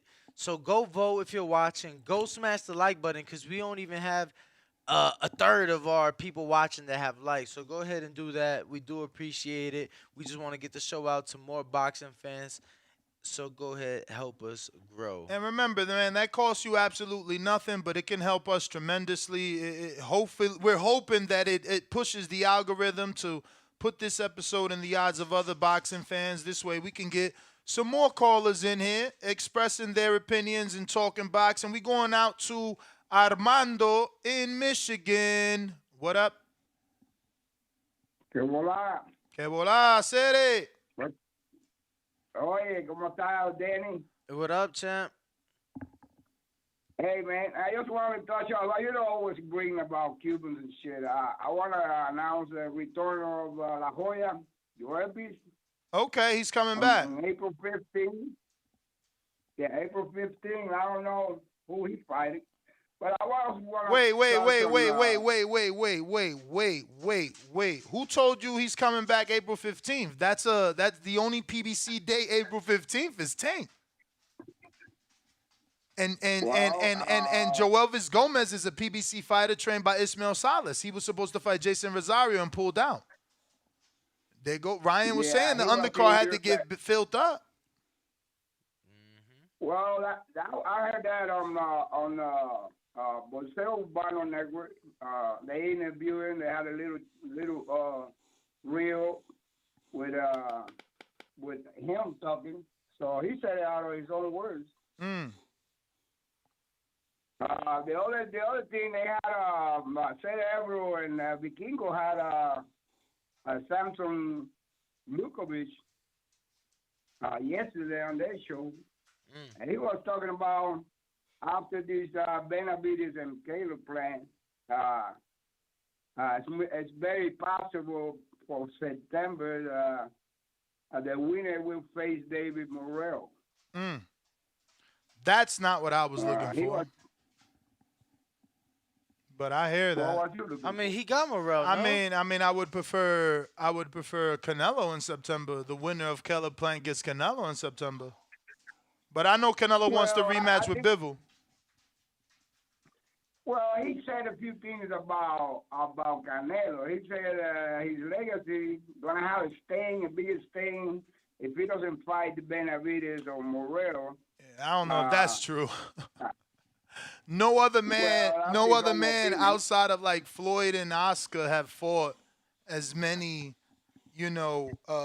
nemesis or 50-50, 60-40 fights, you know what I mean? Like, those guys challenged themselves. I don't know that not fighting David Morrell is going to affect Canelo's legacy. That Well, don't he even make mainly sense. say about Benavides. He really, I don't think Morrell is. Bro, not even it's, Benavides. Benavides is a 3-time champion in the same division. Well, yeah, but I mean, it doesn't. It's talking about legacy, like. I hear you. I'm just not in agreements that you gotta fight those guys, or you like you know what I mean. Like, what about the fact that he already beat Cotto and Lara, and already fought, Floyd, and already beat Trout when he was undefeated, and already beat Golovkin in a trilogy match, and and beat Jacob. Like, yo, bro, that shit makes absolute no sense. That sounds like a promoter trying to get the name of his fight out there. We going out mean in Essex. You, good fellas. What up? So it was good, Danny. I think this fight easily cracks $1 million. I'm actually, I like to be, a passionate fan of the sport, but I'm thinking about the money part. I'm getting like that, right? I'm thinking about that gate. I'm thinking that if Tank sold $5 million in Washington, D.C. and brought all the stars out, they need a place where not only Tank can bring whatever he brings, easily $5 million to the door, right? No pun intended. And then whatever Ryan's going to bring, man, like the upside of a fight like this, like, is LA a good city for it, or it have to be Vegas so you can have those spots where they're hosting fights? You can't charge anywhere like you do in Vegas. Yeah, Vegas is a destination location that's, capable of housing multiple people coming from around the world. Like right now, LA, do they have the hotel accommodations? Bro, it's just the casinos are gonna pay too much, bro. Them tickets is gonna be too much. Like the gates and the ticket prices in Vegas is always gonna be more. You know what I'm saying? That's why they brought this, and plus taxes. They don't want to fight out there. All right. You know Well, what look, I'm saying? But that said, man, look, the top 10 gates ever in this sport, every single one of them have came in the city of Las Vegas. Damn. It wasn't the first Wilder Fury, but it was the second one that took place in a venue that had 4,000 less people in attendance. Wow. So You know what I'm less saying? people, more money. They went from the Staples Center in the first one, 20,000, to the MGM in the second one, 16,000. And that was the 7th highest gate ever in the sports history. Damn. Shout out to Wilder Fury. Heavyweights, man. Who comes second? Look. Well, no, I mean, all in all, Floyd got 6 of the top let me 10 get my gates. Call. Let me get my call. Go ahead. The fuck? All in all, I think that because see, Dan, you have to cut me. You know what I'm saying? You have to become my accountant and cut me a check. You're doing all these number running. You know what I'm saying? Don't do that on the show, man. Talk to me behind the scenes. But the fight in of itself, I think Ryan Garcia has a good chance. I mean, what everybody saw, even despite what Gary Russell said, you ain't gotta like it, you know. But he did, you know, point out some interesting facts, and I said it myself. Whatever deficits you think Tank has, you just got to be the guy to try to take your chance and figure it out. So maybe, you know, a guy that isn't as technically sound and kind of has the same talent, you know, level as far as the power, you know, they're going to have to see each other. But this is the one thing I'll say, and then I'm going to go. What I've seen between those two guys, only one of those guys has been in the ring several times when the chips is down and he dig deep. Only one of them guys has done that. So if I had to pick, anybody had to pick with that logic, you got to pick Tank Davis. But Ryan has a shot. I don't know that last statement is true. Ryan showed adversity in the Campbell fight. He was down. Tank's never been down. So the only adversity you could say Tank suffered was, you know, hurting his hand in the Isaac Cruz fight and showing us that he's got those skills to get him out of that trouble. But, you know, Ryan equally has been through adversity that some would consider more. Like being put down can lead to being knocked out or stopped in a fight. You know, having your arm or your hand broke can lead to that too, because obviously, you know, Andre Berto, it happened to him in Jesus Soto Caras fight. But, like, you know, they both suffered adversity. They both show where they at, I think. And that they can get past any adversity. But we got Georgie Porgy, Boston. What's up? Hey, yo, what's happening, people? What up? What up? It's Danny. Listen, guys, don't cut me off, man. Don't cut me off. I'm a Tank fan. I'm supporting Tank.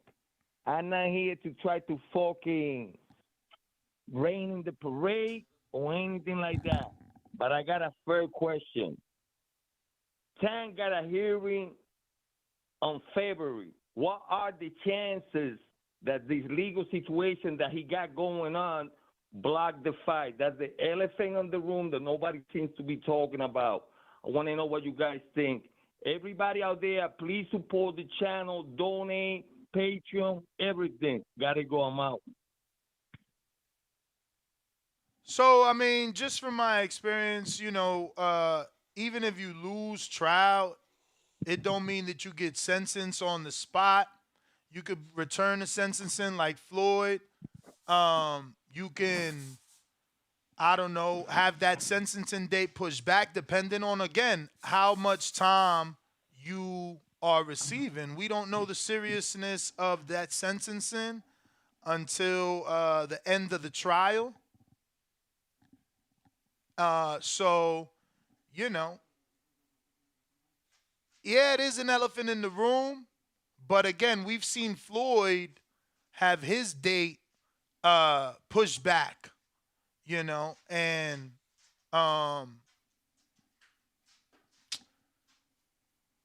the court date not affect his fight date. Like, obviously, Floyd fought here in Vegas, and so was his case.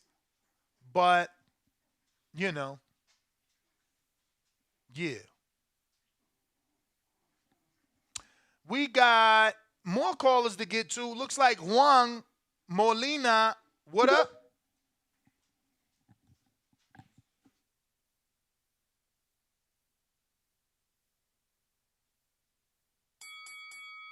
All right, Juan, you disappeared on us. We going out to Matthew in the UK. Hey, Ness. Hey, Danny. Can you hear me? Yes, sir. Yeah, I like this fight, Tank versus Ryan Garcia.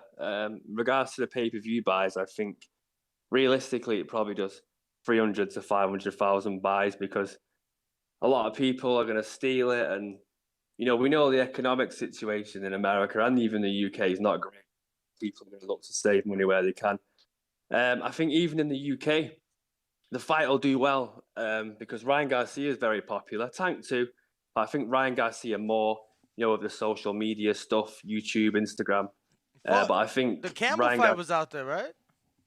Sorry? Wasn't the Campbell fight out there, or I'm tripping? I'm not sure. I watched that fight. It might have been, but I think it was in America, that fight. Actually, But no, yeah, I'm thinking of Lomachenko. Lomachenko's the one that fought Campbell out there. that's right, yeah. Yeah, I think Ryan Garcia's got more fans in the UK than Tank, but I think a lot of Ryan's fans are women. You know, he's popular with the women. Tank's fought out there. Yeah, Tank is popular as well. But I like this fight, and if PBC get it done, then, you know, good. They owe us a good fight. You know, especially with the bullshit they've been doing. But there's no way this does $1 million. No way. The heavyweights barely scraped that. Fury and Wilder the second time. It's not going to do $1 million. If no one could steal the fight, it would do $1 million. But people, when you ask people pay $80 or steal it, they're going to steal it. But yeah, and also I think Tank's going to win that fight. Late KO Tank, or Ryan wins a decision for me. So you giving Ryan a shot then? I'm giving him a shot, yeah, for sure. But he's going to have to be on his A game. And because if he gets hit properly, it's over. You know, Tank's got devastating power. But I do really like this fight. Do we know what it's going to be broadcasted on in the UK? Who do PBC have a deal with? I know ESPN have got Sky. Well, no, but DAZN gets it.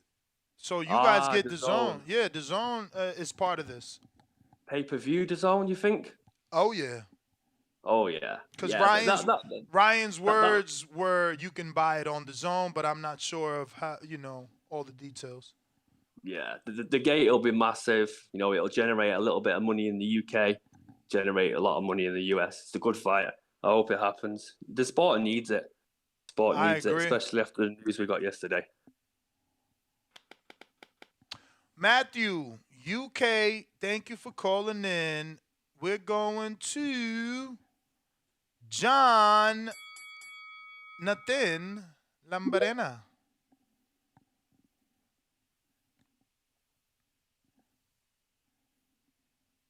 You got to unmute, champ. Hello? Yes, sir. Hey, how you doing, Ness? How you doing, Danny? Good morning to both of you guys. I know it may not be on topic, but I didn't get to call in yesterday about the Spence versus Thurman thing, and ultimately it's a letdown to the welterweight fans. You know, everybody wants to see that big fight, and Ali is just like you could people could try to defend it, you know, whichever way, but honestly, it just doesn't make sense of a unified champion bringing up another guy in the same division to a new division for both of these guys. It just doesn't make sense. You said it doesn't make sense to do what exactly? To bring up a guy that's currently in your division. Yes, I'm gonna agree. When you guys are both new, when you guys are both in a new division, it just doesn't make sense. Especially when they just did the fake mandatory type. You know what I mean? I've never seen somebody get a mandatory off of beating somebody moving up too. What does Barrios do in the welterweight division that moves you up the ranks of everybody? You know what I mean? I think what it was more of. It was the IOU. Remember, he was the champion, and they put him champion emeritus. Yeah, you know what I'm saying. Sean Porter and Danny Garcia fought for that title because Keith said, "Okay, I'll let you guys fight since I'm injured." But you know, then that injury led into the pandemic, which led into another injury. So that was an IOU pretty much. He just had to win his return fight. And that's from the WBC? Yes. Yeah. Oh, okay. Thank you guys for clarifying that. Yes. But even though it's still like I'm not sure if that fight, if it is or not, because I don't think it's been officially confirmed, so I'm not quite sure. But if it is pay-per-view, I'm with Ness yesterday. You're selling a T-shirt about a undisputed fight right before you do this, and give us another pay-per-view to buy. So it's just, it's a sad thing to see. But hopefully, especially these guys, they only fight about 2 times a year. So, they're saying, oh, well, hopefully, negotiations after Thurman. Well, what if it doesn't happen? That means Bud is aged yet another year. You know what I mean? And that means another pay-per-view you didn't want and another T-shirt you didn't have to buy. I'm done, bro. Exactly, Ness. But thank you guys for taking my call. I appreciate it. You got it. Right, CYP, California. Yo. What up? Buenos dias. Yo, let me cook for a second. Yo, if the fight is at in LA, you know what I'm saying? I would always hope it'd be out here. I think that most definitely sells out if it's out here for sure. Then me and Danny, we got to go eat, homie. You know what I'm saying? We definitely going to go eat if you come out here for sure. Whoever else do, if you coming or you on the show, what you gonna do? We definitely going out to eat. We clicking up if y'all come to LA. I saw this. I was following Bill Haney's page, and he put a story up, and the story had the top 135 pounders. Now on it was about 5 people, but Tank was on there, Ryan, Isaac, Cruz, Devin, and I said, damn, he was happy about this list because Devin was number 1. But I said, hold on, man, if Tank already beat Isaac and he's already on the list, he fight Ryan, he's already on the list. There's nobody else on this list that Devin has beat. Like, don't okay this list. Like, without Kambosos on this list, it's going to legitimately qualify Tank as the best at 135 based off this list that you're okaying. But did you see what the list was? It wasn't. What was the list? So that was the ring ranking. So Devin was the champ. Devin's the champ. That's why. That's why you know what I'm saying. He's physically the champ. The rest is the rest is really the rankings. You know what I'm saying? Yes. But so my point is, if the rest of the rest doesn't have an opponent that Devin has already beat. Remember, Tank beat Isaac Cruz, right? Devin beat Kambosos, but Isaac is the one that's still ranked up there, not Kambosos. So it's telling you that the ring thinks that Isaac is better than Kambosos. Now Ryan's on the list too. That means at the end of the day, if Tank beats Ryan, he has 2 people beat on this fucking top list. And the whole point is trying to prove that Devin is the best. How you gonna be the best if the dudes on the list are beat by 1 dude? You see what I'm saying? Now, if he beats Loma, he got it. But he got to beat Loma. He has to beat Loma because it's the public eye. And I tell you, I always do this shit because I'm fair. I don't care about my opinion. Everywhere I go and they ask who the best at 135 is, overwhelmingly, it's always Tank. 40,000 people voting, 30,000. They pick Tank every time. You add in Ryan on the hit list, shit. It's going to be super hard for people to believe that Devin's the best. And I know that matters to them. It matters because they always going back and forth on Twitter about who's the best. I got the belts, but people think I'm the best. I'm just talking about them two. So I don't give a shit. I think Tank is the best regardless, but I do love me some Devin. Everybody know that.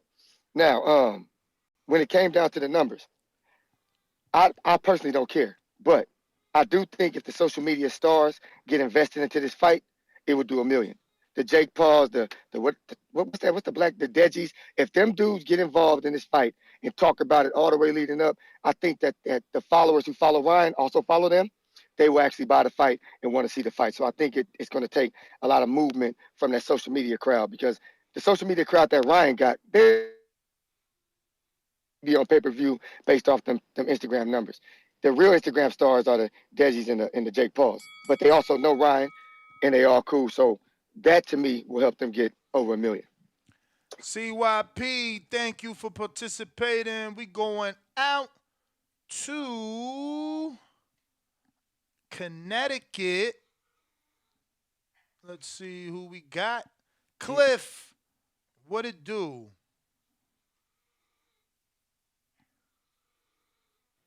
Hello? What's up, brother? Hey, what's up? I don't think if the casino had an over-under on how many buys the fight would do, I would have to pick the under if it was $1 million. So I would just have to. I wanted to do $1 million, but I couldn't. I wouldn't bet on it. Mm. And another thing, the fight. I feel like a lot of people not giving Ryan enough like props going into this fight. They all think like, you know, I just hear a lot of hate. Like Tank is just gonna walk over him. I got Tank winning the fight, but Ryan got so many skills. So got lightning reaction speed. That left hook is ridiculous, and he's taller. We all know his attributes. But I think it'll be a good fight, and he could give Tank trouble. I don't know if he will, but he could. So, and the man who just called before me, I agree with him of what he was saying just now too about Devin Haney and Tank, how he compared the opponents. He made a good point. You guys can even do a show on something like that, because I hear that argued everywhere I go too about them two and who they fought and whatnot. So that's but pretty it's much all I one have of to say, those though. it's one of those mute topics. Until they fight, how could we know who's the best?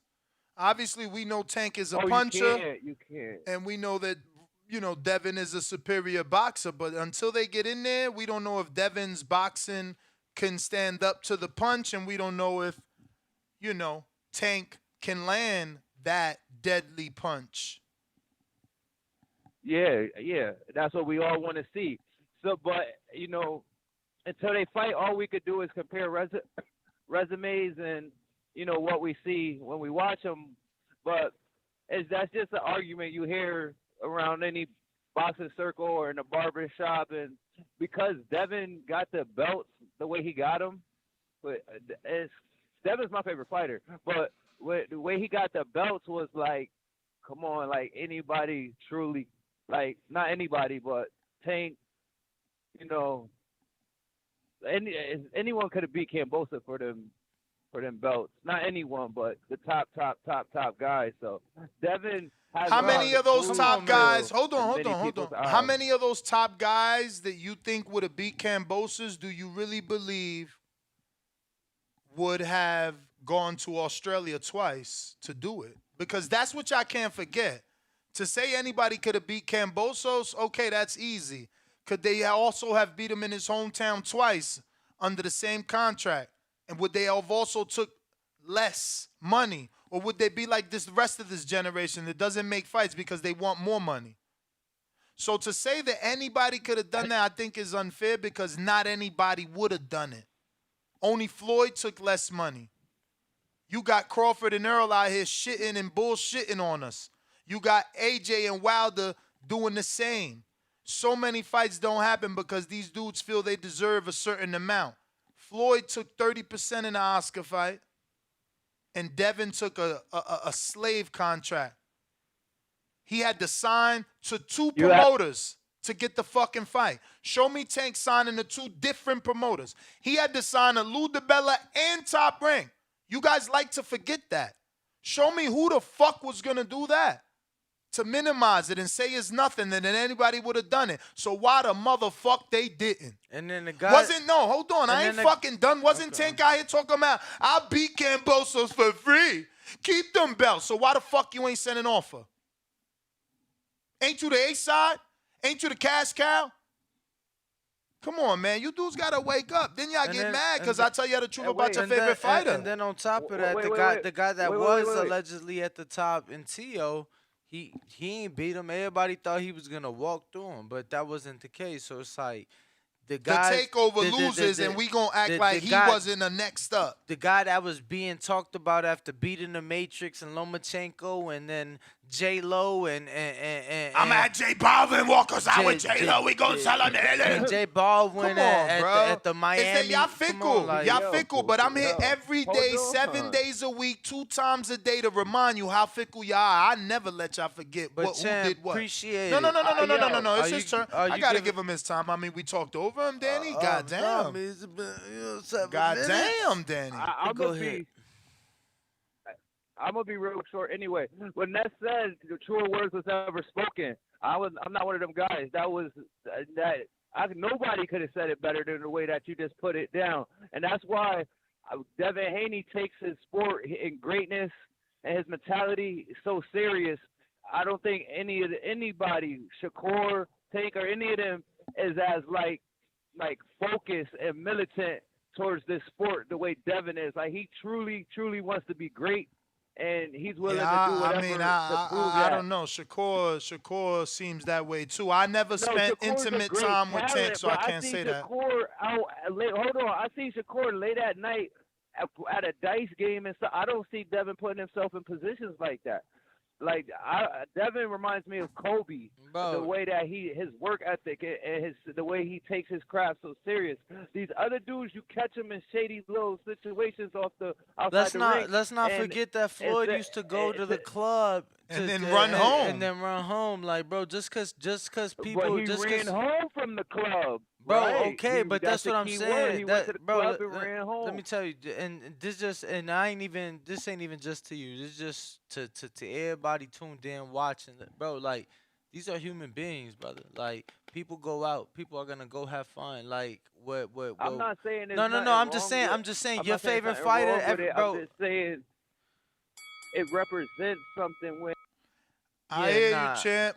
We gave you hella time. We Yeah. got CYP counterpunch. Yeah, no, that's the one thing I disagree on. This is one thing I've honestly learned on, bro. These individuals is human beings. So just like we go out to the club, like guess what, bro? They got significant others. You think they girls don't want to go out, bro? These fighters, it's just what you end up doing, bro. People is human. They're gonna go to the club. They're gonna go to the bowling alley. They're gonna go to the casino. They're gonna go to the restaurants. They're gonna go to the bar. Like, you know what I'm saying? They humans. It's just what you do while you there. CYP, go for it. Don't do that. Don't do that to Tank. Listen to me. I raced Usain Bolt 3 times, right? One was in his territory. Yo, get the fuck. Another one was in a neutral. CYP, you raced Usain? Yes. Yo, that's yes. dope. And I ain't gonna Isn't lie. that dude an Olympian? Yes. Bro, that's probably No, the that's best no, runner the of world all record time. holder. Yeah. Wow. The world record holder. Yo. Fastest man ever, right? Now, first time we raced, we was 19, 17. I beat him, right? The other 2 times, he was the world record holder. He fucking smoked me. What event? Now, the 100. Okay. So if you look at it like this, right? It didn't matter where the fuck we raced. He was still gonna beat me. It didn't matter if we raced in his hometown or he brought his ass to California. He was gonna whoop my ass and everybody else's ass. But the thing that gets me is that Devin took a shit contract, but he's so much better than Kambosos. That did not matter. Now, if it was him going to fight Pacquiao in the Philippines on a bum contract, that's a different story. That's different. But Kambosos barely won a round in the fucking second fight. Kambosos got his ass whooped in the first. Man, if you so much better than somebody, all that I'm traveling to fight you doesn't mean shit. When Triple G went over there to fight Homeboy, that don't mean nothing. Triple G was gonna knock his ass out no matter where they fought. It's the opponent, and then the opponent being good, trying to get you to have a disadvantage. The only disadvantage was travel, not skill. Kambosos, it don't matter where Kambosos fights Devin. He can fight him on fucking Mars. He's getting his ass knocked to Pluto. It don't matter. Kambosos ain't that guy. That's why the argument keeps going on. It keeps going on about who's the best because nobody believes in Kambosos. If Tank never got to go fight Kambosos, you know why? Because he don't have to, right? But Devin had to because champions don't have to fight champions. So if Devin was his mandatory, then he might not have to sign that contract because they got to fight. But Devin being a champion, Kambosos can say no, I don't have to fight him. Fuck him. And Devin never gets to be undisputed because champions don't have to fight. I think we get confused sometimes thinking that Earl and Bud have to fight. No, they don't, people. They're both champions. They don't have to do shit. He could just be WBO. He could just be 3-belt. They never have to fight. Usyk and Fury never have to fight. That's one thing that's great about being a champion. You get to fight you only got to fight your mandatories. You can do whatever the fuck else you want to do. So I give it to Devin for Devin wanted to be undisputed, but he knew that came with a cost, but not against an opponent that mattered. Devin is that much better than Kambosos. They don't matter where the fuck he fought that dude. He was gonna beat the brakes off of him. That's why I'm not the one to give him credit for traveling. That he was gonna whoop his ass anywhere. But I do get what y'all saying. Traveling is something. But when you are that good, it don't matter. Same way I use myself. Usain Bolt was gonna whoop my ass no matter where the fucking race took place. And I think CYP. Hold on. And I think CYP. I think the thing is the fact that I think more to the point of what Ness was getting was the fact that it wasn't so much that he was gonna whoop your ass, right? It's the fact that no matter where the race was, you was gonna show up. versus other people wasn't. Yep. You know what I'm saying? So it's like, yeah, he was gonna whoop your ass, but we knew, cool, you was gonna show up.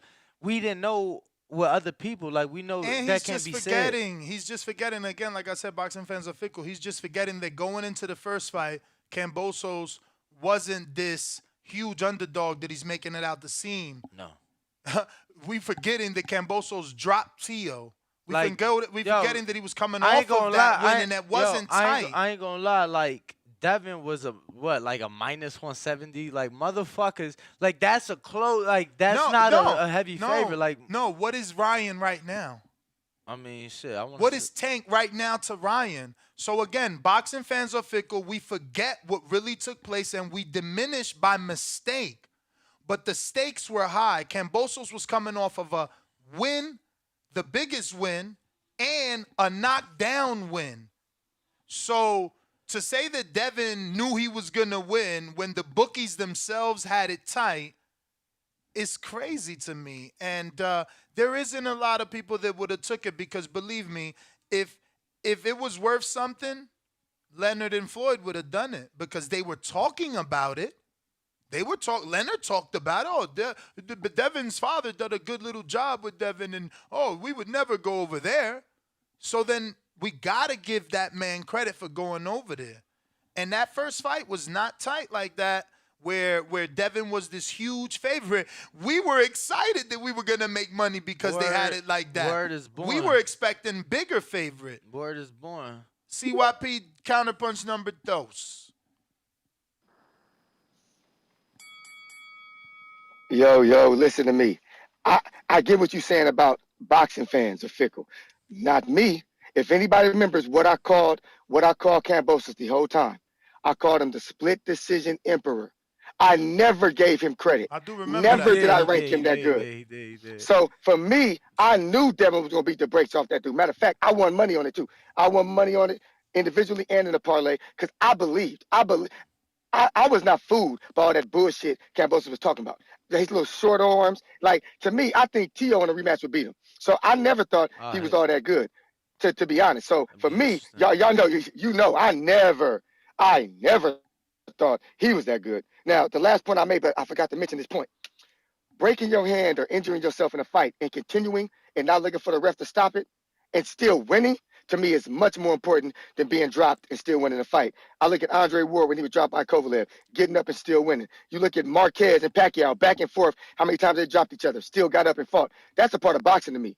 Breaking your hand, I done seen dudes quit. I done seen dudes look at the referee. I think you misunderstood that point because that point that was brought up at that time was who was more vulnerable. They was trying to say that Tank was more vulnerable in breaking his hand in that fight, and we like, I don't know, like he seemed to still control that fight much more easier versus getting your ass sat down and then having to come back. Like that's showing more vulnerability than breaking your hand in a fight, right? How much money it's gonna cost to do a poll? What's more adversity? Breaking your hand, still fighting, or getting knocked down and continuing? How much? $10? That's a different question, CYP. Vulnerability and adversity are two different things. Okay, what makes a fighter more vulnerable? The dude with the broke hand or the dude who just got knocked down? We could do a poll on that. What's up? What's up? Cool. $10. Like, Let's go. You the one trying to make Tank seem like the bad one in this situation. No, I'm telling you, Tank was the one. Tank was the one who showed more adversity to me. He was the one more vulnerable to losing. But I'm doing both. He was also more vulnerable to lose with the broke hand, but he didn't. You see what I'm saying? Getting knocked down, if you don't get your ass back up, you a pussy. You better get back up. You better get back up and fight. That's a part of boxing. To me, that's a part of boxing. What about the motherfucker that can't get back up? Hey, you fighting the wrong opponent. You fighting Tank. I'm just saying, like, yeah, I don't, I guess we just agree to disagree on that. I think that, yeah, we do. You know, getting knocked like down. I said, getting knocked down. See, and I think it's because you mixing it, champ. You talking about vulnerability, and then you talking about adversity. Like, it's two. Both. I think both are on Tank's side. I think both are on Tank's side. The adversity he faced to continue, and he was vulnerable to fucking lose. Like a dude with a broke hand, I'm on his ass. But showing, you talking vulnerability, like that's saying that Tank has shown us more in his career that he can be beat than Ryan. You know what I'm saying? Like, showing vulnerability is you saying Tank has shown the public and the world that he can be beat more than Ryan. Let me get to John James. What up?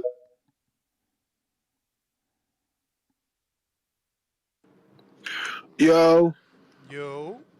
Where you calling from, champ? Y'all can hear me? Yep. Calling from DC, man. What's up? What up? What up? Ain't nothing. First thing I just want to say is to the guy that was saying Haney was more dedicated than a lot of other guys to the sport. Like you just can't say that, and you just don't know that. We live in a day and age of social media, so you only seeing what people post. You don't know what people are doing behind closed doors, Word right? is born. Like the Shakur Stevenson thing with the shooting with Takeoff. We would have never known he was there if the shooting Bro, wouldn't have happened. and So to a motherfuckers, lot of you know what I'm saying? And for people to talk, it's like, bro, they said they was at a, whatever the situation is, like, bro, people don't go bowling. You know what I'm saying? People, you yeah, know what so I'm saying? he It's like wasn't in shit the wrong at all. happens, right? Like you said, we human. He out living his life. He don't know that those things gonna happen. I'm pretty sure him, me, you, Ness, Danny, we all would have stayed away from it if we known something like that was happening. So he just out enjoying the night, right? So that's one part. Next thing I want to say is to Ness, I'm disappointed in you, brother, because you're saying boycott the PBC over this Earl Spence and Thurman fight. But let me ask you a question. In your honest opinion, who do you got winning that fight? Earl Spence or Thurman? Brother, it's more about what entity is I get taking it. my I get money. It. No, you don't, because you I get asking it. me the wrong question. I get it. I don't care listen, who wins, can bro. you answer the question I only for me? care. Can you I answer only the question care for me? that you keep giving me pay-per-views that ain't worth it. Like the Tank pay-per-view, we all excited and celebrated it, but it was a bunch of fucking A-sides. They literally had one dude that was 40-1. That's where I'm going. That's where I'm going with it. But that was the same thing as the Crawford and the Avanesyan fight, And that's what I'm telling you. There's nobody that's not going to tell you different. You paid for that fight? Did you pay for that fight? John, yes, John. But what's the okay, problem? That's my point. This is the problem. That's my point. And this is a way higher caliber fight than that. No, that's the problem. You not tired. I don't know how long you've been buying pay-per-view, but I've never stole. So I got 12 years paying for their garbage. I'm done. But you still paid for the Crawford fight, and that was beyond garbage. But I'm that's done nowhere now. near But on the I'm level. done now. That's not the fight but we I'm want. Done now. But I'm done now. Didn't you ever hear the phrase in life that this is the last drop or the motherfucking straw that broke the camel's back? I'm done. I'm done. So y'all let me giving ask you a question. I'm not buying your stale bread no more.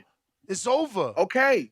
So if Crawford fight another bum, you're not gonna buy that fight, right? I'm done buying garbage pay-per-views. All right, okay. So as long as you're going both ways with it, I'm with you on that. As long as you're going both ways, I can't hold you accountable for that. But I was like, first of all, I don't know. One-sided. First of all, I don't know how long you've been listening to the show, but I legitimately told people we as a community need to buy Crawford's pay-per-view so that the numbers is good, so that Earl and Al ain't got shit to say. So then what does Earl do? After Crawford fights, Earl puts out another shirt talking about he about to go knock and spin on the block and talk to Crawford. But he lied. He probably made a bunch of millions off this $80 shirt. You can't say he lied because we don't know what happened. So who the fuck he fighting? Who the fuck he fighting? He fighting. He already obviously had the contract signed for Thurman. So what shirt he put out? Why the fuck Thurman ain't on that shirt then? Stop lying to yourself, man. Stop lying to yourself. It's not a lying to myself because we all know he was going to take a fight after Crawford took a fight with David Avanesyan, right? You a lie. You know why you a lie? So we didn't know. Brother, Earl was going to take a fight. We didn't know Earl was going to take a fight after Crawford took a fight. Brother, Earl was just going to wait for Crawford. You a lie. The contract said that motherfucking Earl and Terrence could have fought in January. You a lie. Because I'm not talking about because Crawford didn't fight till December. I'm talking about Crawford ain't fight till December. Correct.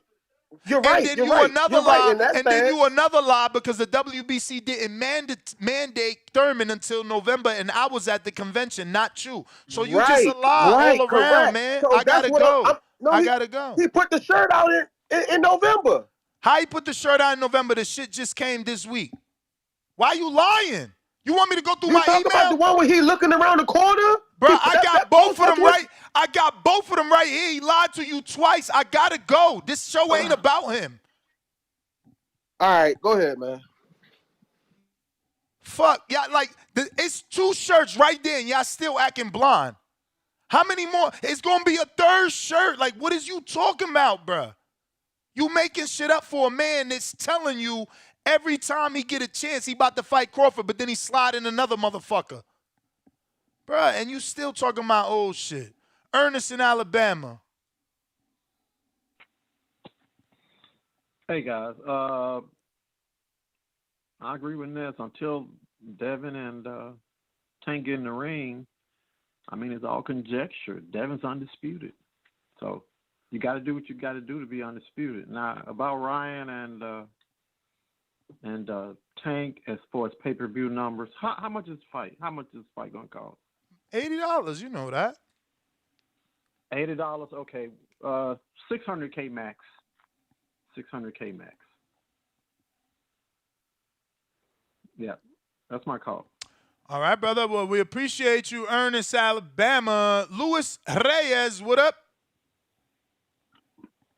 Ness, Danny, what's good? Chilling. Can y'all hear me? Yes, sir. Okay. Yo, I kind of just wanted to go left a little. So real quick, you don't think that the undercard's going to play a big part on if it hit $1 million or not? This fight? The Ryan, right? Well, that's what we're talking about, right? Yeah. The undercard can always help without a doubt, but I think that these two guys are big enough that the possibility of $1 million buys shouldn't be that, issue. Okay.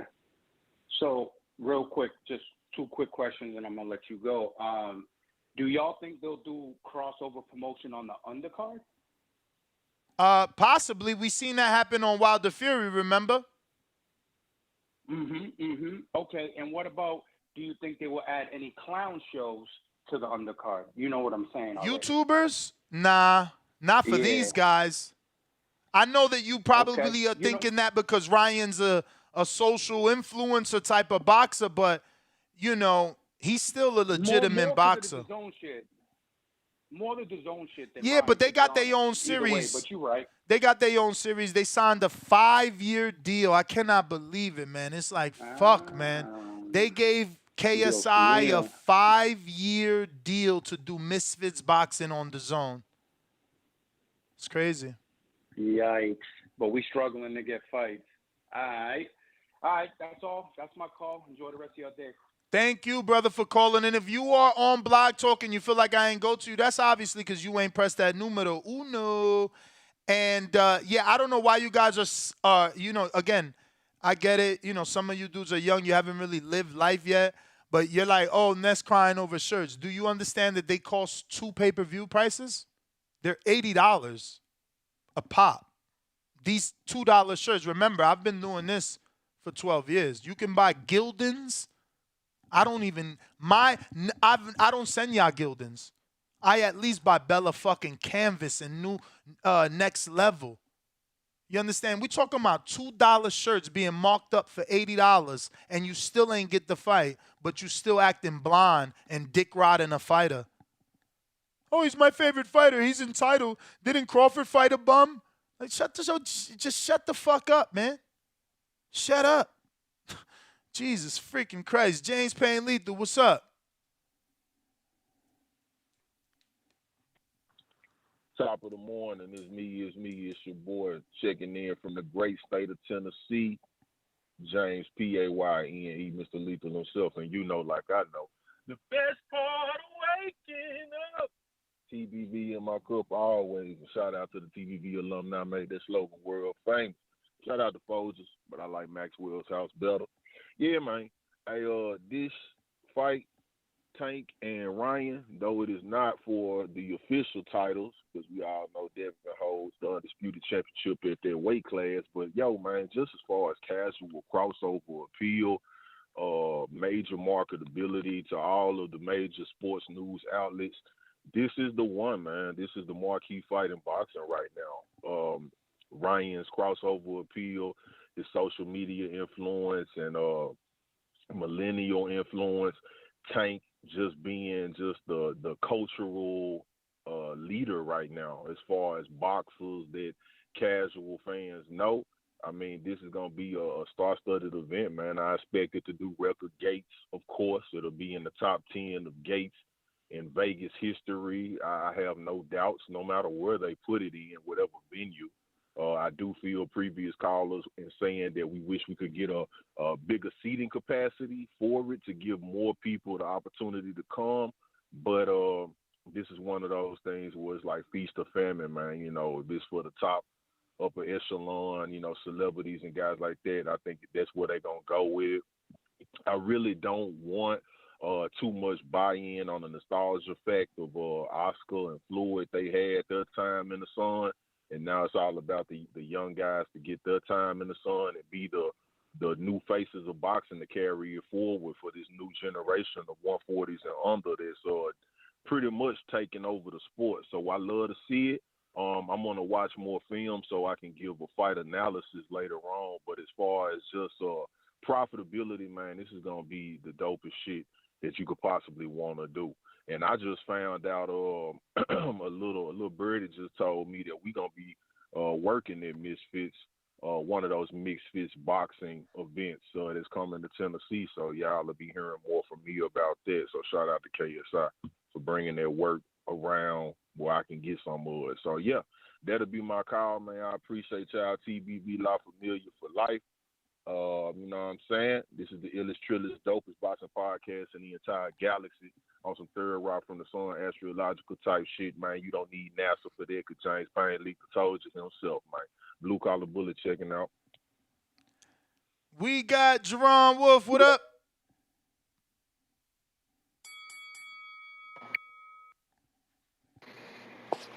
Yeah, hello. Yep. Let me give you a break. I see they've been running your blood pressure up again today because they don't understand. It's simple. We're not. I don't think you, I, Dad, or anybody calling in here is gonna say that Spence versus Thurman is not a fight we want to see. But the way they structured that deal is bold. The man, if we're gonna fight the man, fight him for the title for which he is the mandatory. And as far as this whole thing where they keep saying, but Crawford fought Abenesian. Okay, Crawford fought Abenesian. Maybe Crawford should have gave us a tougher opponent.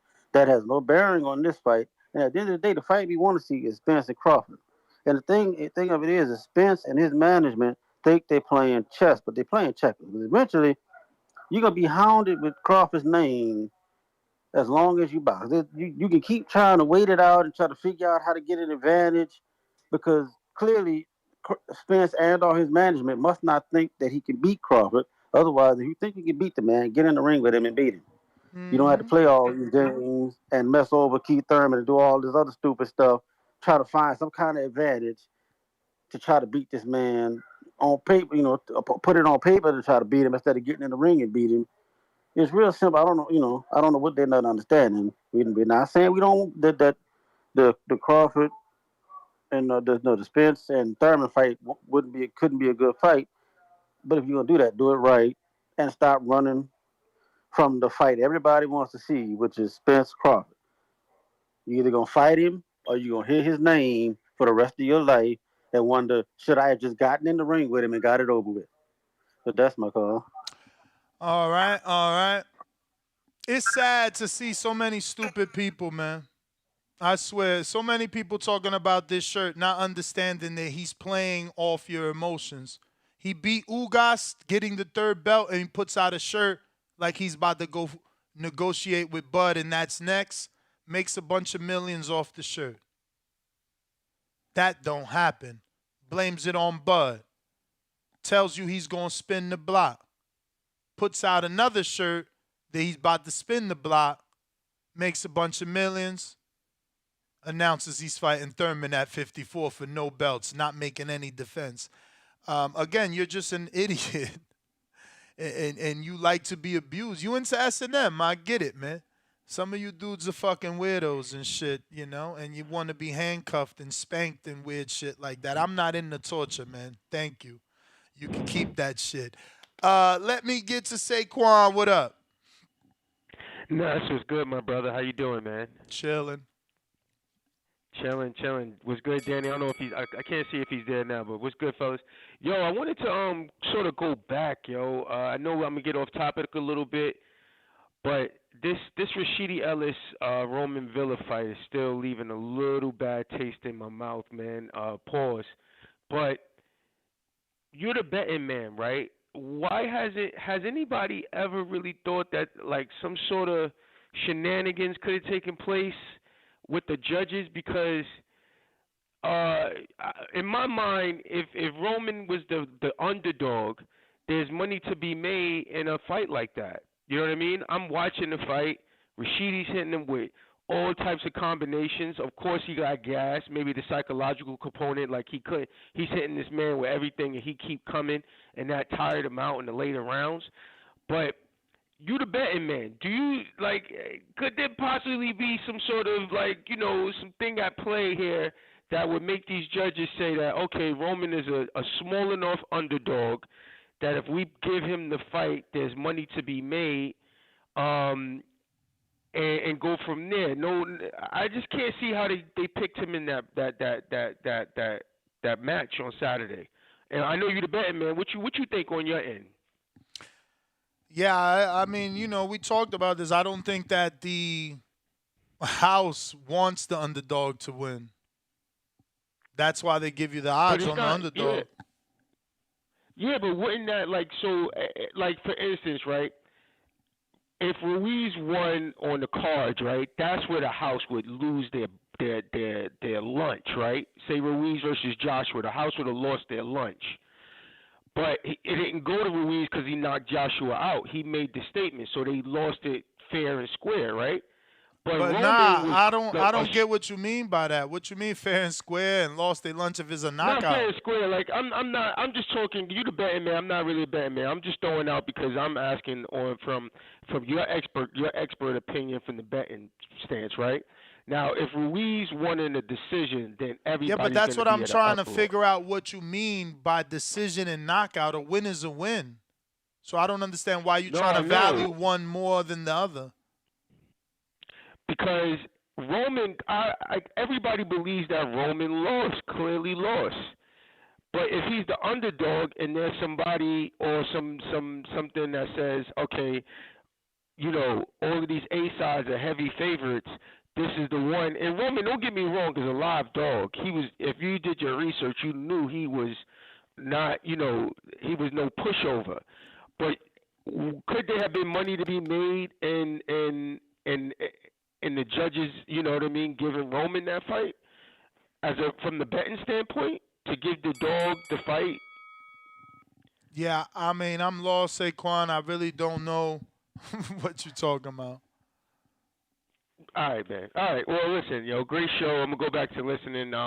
I got that off my chest. If you don't see, as the betting man, if you don't see where I'm going, then I guess I'm not articulating it properly, man. I'll go back to listening. Yeah, I mean, right? because for me, I feel like the house doesn't want the underdog to win. That's why they're giving him great odds, because they know he won't win. So they enticing you to bet on him to lose your money. They making it sexy. So they make the underdog sexy. So you could be like, oh my God, I bet 100, I'll make 1,000. Oh, it's worth it. But it's not. That's why they offering you 1,000 if he wins. So for when the underdog does win, how the fuck did the house want that? It's not what the house wants, because they got to pay out we're more. assuming that the house is a part of it, right? Bruh, the bookies, say that the house wasn't a part of it. I told you this yesterday. The casinos own the sports books. The sports books work for the casinos. The bookies make the lines. They work for the sports book. Like, what are you talking about? There's no one else in control besides the book and the casino. I'm asking I don't bet. You know what I'm saying? So I'm asking from your perspective. If we talking boxing, I could talk boxing all day. I don't bet. But I'm trying to figure out how in the world did Rashidi Ellis lose this fight. And the only thing but you're trying to figure it out with odds, and I don't know that tells the story. We again we had this conversation, bro. The late Harold Letterman would score a fight, if Antonio Margarito was fighting, he's winning because that's the style that Letterman likes. He's coming forward. He's making the fight. That's what Letterman likes. So it's like, okay, Jim, Margarito's coming forward. He's applying the pressure. I got him up 5-1. That's what he likes. You might like Shakur and Devin and the jabs and the pivot and the slips. That's what you like. Scoring is subjective. I liked what Rashidi did. I gave Rashidi more rounds. Someone out there obviously liked the body work and the come forward bullshit and gave it to fucking Villa. Yeah, I thought Rashidi won. Close. Yeah, yep. I'm just trying to figure out, maybe there was some betting angle, some cigar smoke filled room, something happened, and that's how he got 114, 112 in that fight. And I just don't see it, man. But I'll let y'all get back to it, man. It's a great show today, and I'll fall back on your betting experience. Since this is, my question don't really pertain to boxing in this situation. You know what I mean? Word. Now, I just, it's just, I don't know. Sometimes these whack-ass decisions happen and there's just no, real explanation, man. Word. Who we got next? Ron Boy Fresh. Damn. My voice. Hey, Slim, what's y'all boys, man? What up? It was good. Oh, to answer my man question, he got to look at Samson on that. That's all I'm gonna leave that right there. For that Rashidi and motherfucking Villa fight. Yeah, but how big is quick, Samson? I said that to him yesterday too. But how big is Samson? Like, bruh, he only He's got big one because- fighter. No, Slim. No. He got one fighter. Hold on. How much tell does you he why. mean to Go ahead. PBC? You tell me. Give us your rundown. I ain't even start the bell. Yeah, I know. Samson he have matchmaking power, and they gave him more power over at PBC. So you're gonna see a lot. That's why you see his face more over there. You dig what I'm saying? I'm just all I'm telling you is Samson had a lot to do with that. I mean, I don't really want to get into all that, I but get you, but I don't know. I don't know how much he can have to do with getting the win for his fighter. So do Samson have more power? Hold on, let me ask you this, Ness. Do Samson have more power in 2023 than he did in 2022 and 2021 over there PBC? I don't What do you know. think? I don't know. All right, you'll see. He does. That's so. Just hold tight. You'll see what I mean. It all makes sense. Later on this year. When you start to see more PBC fights and Samson's gonna be involved in more PBC fights. That's how it is. It is what it's gonna be, Mo. But I ain't want to touch on that. Real quick, I'm with you, Ness, all the way. Motherfuckers don't understand this shit. About the whole DeSoto Duck Dallas Pirates shit. I'm with you 100%. You know how I always started off. Fuck the welterweight division. They just abusing y'all. But I'm gonna play the game with y'all with this Garcia and Davis shit, man. That shit gonna do over 1.2 mil. So whatever Cinnamon did, yeah, it's gonna do. You know how I got there? Cause Cinnamon did what 800 on his last pay-per-view with Showtime. I think it'll do. Slapping him though. Yeah, exactly. Huh? Caleb slapped him though. Yeah. So you can't forget that. Like, you slap the face of boxing, that shit's gonna make headlines. But it's gonna be a whole lot of other shit going on with Davis and Garcia that y'all ain't gonna see, and it's gonna be all this shit gonna be spectacular. And I'm far from a fan of neither, but I'm gonna keep it real. This shit is different. This shit is gonna hit different. It's out Vegas. Neither one of them headlined out Vegas. They're going to push that shit. It's just going to hit different. It's going to do at least 1.2. So I give it 25 to 30% more than what Cinnamon did. So Cinnamon did probably 8. So I give it more than what Cinnamon did. The gate is going to be top 10. I think somebody else said the gate going to be top 10. It's definitely going to be top 10. It's going to be a successful fight. Now, I hate to be a Debbie Downer. And I got sauces. But you know that for this gate to be top 10, you asking Tank, who just broke a record. Shout out to Tank, just broke the record at the Capital One. You asking him to triple The best gate he's ever done in his career. Yeah, why can't he? All He's right. never been out Vegas. Slim, it's so many angles to this fight that they gonna touch that y'all ain't seen. I'm telling you, the shit it's money. They already told you how many times they tell you if they will make a fight when they see the big picture, and the big picture is, and you got that black versus brown shit at motherfucking feet at a fever pitch. You know they love that shit. They love that shit. That black versus brown shit gonna sell, and you got the two youngins, and we already know Davis moves the needle. No, I hear you. I hear you. He I'm just moves saying the you needle. you you want him to do triple I'm the sticking to it. no I'm sticking no to it. that's cool. I'm sticking to what I'm You saying. know. And It's and I just mean, I'm it's not the knocking. I'm combination far though. I from. get you because it's the combination. Like Yeah, I'm Triple G telling you. wasn't doing, not. I mean, he was doing gates, but he wasn't doing Pay the per views the for the real. pay per view numbers, or the cost of his gate wasn't And as high till and he and got we with gotta him. see what the fight gonna be. And I can just about guarantee that fight is gonna be in T-Mobile. So if it's in T-Mobile, we already know what that's gonna be about. Well, it depends, yo. It You know, depends. It depends, right? that Because they gonna pack it in, mode. I'm telling because you, these ones. because you know. Yeah, go ahead. No, I just feel Yeah, go like ahead, bro. I just feel like they don't always do it right. That's all. You don't have no faith in them. Nah, they got this shit. They got this shit mapped out, Slim. I ain't even going. I And mean, I it don't just have a problem depends, with the right? It fight. just depends. Like Floyd and Conor McGregor did the second highest gate ever, right? Uh-huh. But Right. they did it at the T-Mobile for no reason because 4,000 tickets weren't sold. You know what I'm saying? It was like Yeah. it was way too expensive. Like Okay. you know what I'm And do saying? you know how much? Do So you know how much Davis tickets cost? Who sell higher tickets than Davis on PBC roster? Nobody. yeah, Chan, but Nobody. you like they still not comparable to Floyd. No. I'm not saying that. I just said top 10. Floyd got what, 6 of them, right? And it's gonna be top 10. I'm not gonna put nothing past it. I would not. I got top 10. I don't think it's gonna hit top 5. I say top 10, but it's definitely gonna do I say 1.2 on pay per view.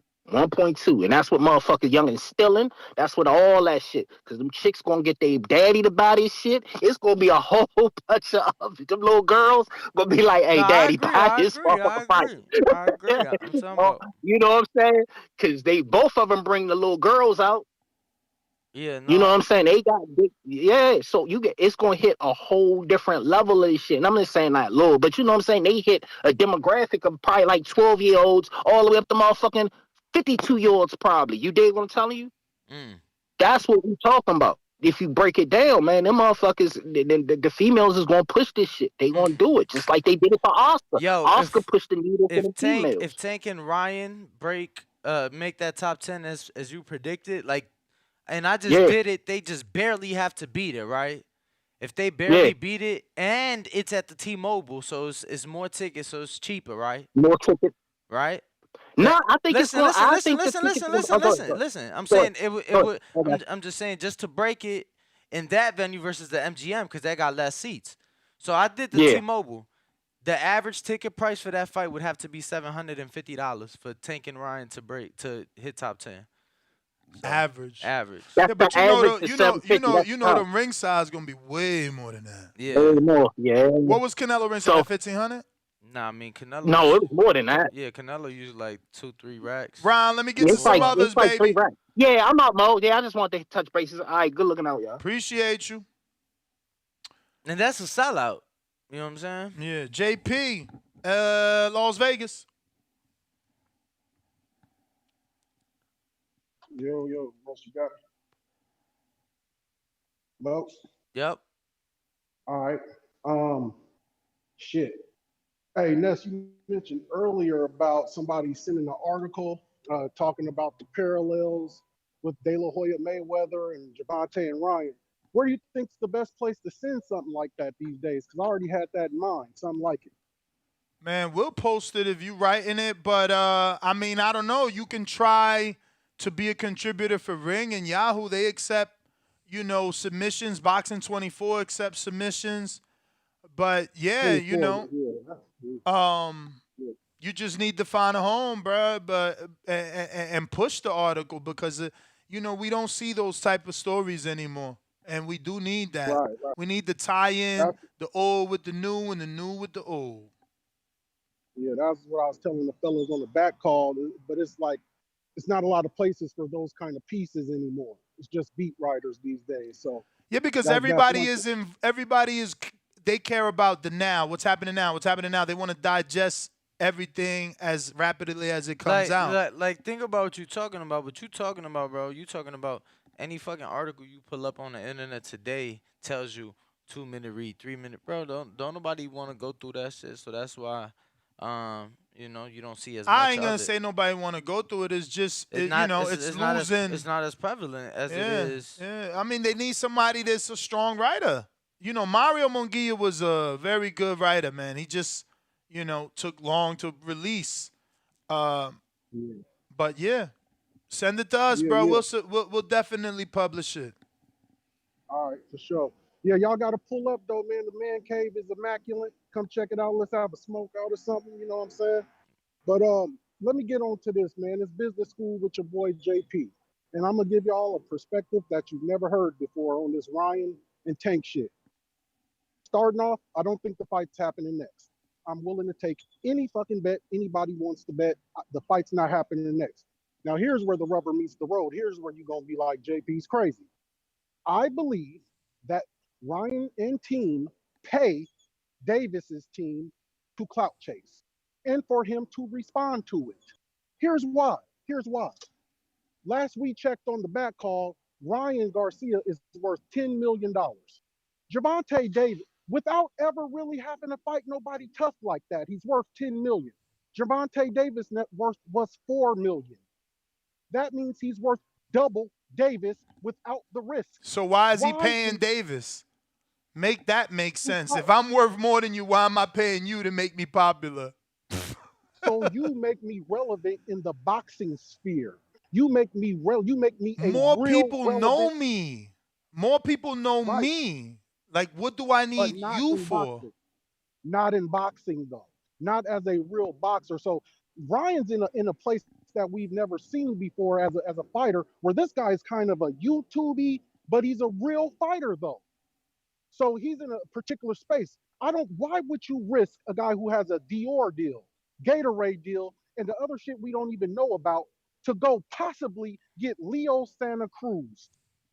That shit ends all of that. Tank is too high risk. You fight Devin Haney, who's going to give you a 12-0, and you get to fucking walk out the ring and look pretty and go to the club still. You don't fight Tank Davis, who puts you to sleep and puts you on a highlight reel for the next fucking year when you've already doubled him in money without no risk at all. So I'm willing to take anybody's bet that this fight does not happen next. So ultimately, you're saying because he's worth more and it hasn't taken risks, he's afraid to fight Tank, so it's not a smart business move? I don't want to say afraid, but yes, it's not a smart business move. You're 100% correct there. If you were handling Ryan, would you have him fight Tank right now? Yes. We got millions to make. Why? Yes. He could get knocked out cold. He couldn't get knocked out cold. And There's no coming back from that. that's okay. That's not true. Deontay was knocked out. He came back. What the fuck are we talking about? There's so many people. Abner was knocked out cold and he came back. Manny Pacquiao knocked out cold and he came back. Lennox Lewis knocked Ryan out ain't cold. there. Like, you just sound pretty Y'all forgetful. talking about legends, dog. You're talking about legends. And none of them have the following of Ryan, so you go figure. Ryan is nowhere near that plateau to be able to suffer a knockout right now, the kind that Tank put on you. That shit that Wilder damn near looked like he fell from exhaustion half them drops. Well, I mean, I don't know what world you live in, but a 23-year-old man that can't come back from a knockout loss, that's not Ryan.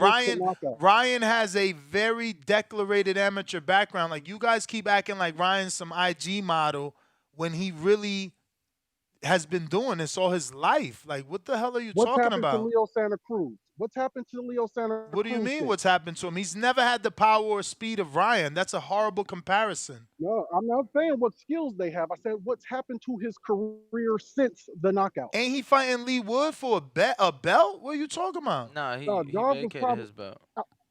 He's probably out the ring damn near 2 years, and that shit You got to Bro, get you got neurological he exams. hasn't fought That's in a one So different. you're since then. saying, Hold on, he oh, hasn't man, won all and right. he hasn't fought in one since then. I don't know if I think he just had a fight recently, But you right? just said he went 2 years without a fight. So, You gonna be out the ring a long fucking time, and the neurological damage for brother, those kind of Leo, knockouts can I tell are you different something? Can I tell you than a something? How, regular knockout. Hold on, hold on, hold on, hold on, how hold on, about hold on. Isaac Cruz? He was out 2 years? Is Rolly been out He 2 didn't get knocked years? off cold. Shit, Rolly, man, So ain't no wait, so telling how now long you Rolly saying gonna be out. you could and can't be knocked out cold. I thought you would get knocked out cold. It's the risk. We said risk, Ness. Risk. You know what risk means? I know Bro, what risk means, and I know if you're taking a risk at 23, you can bounce back.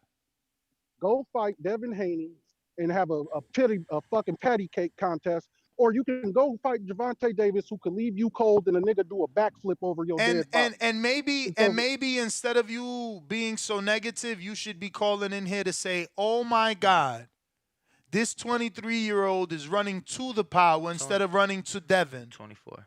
I told you they pay him the clout chase, and I'm taking any money. I'll take yours if you But want to bet. again, you're saying Ryan is paying Tank. Yes, yes, I am. Which makes. But Tank is the one confirming the fight. Is the fight confirmed? Ain't that what Tank said on Saturday night's press conference when Ryan announced the date? I want to bet money, Ness. I want All money right. on this. I don't want. Cool, Man, that's champ. my call, brother. I appreciate y'all though. No, of course. We need your calls. We need your calls. We need our entertainment throughout the day. Elijah Lovejoy.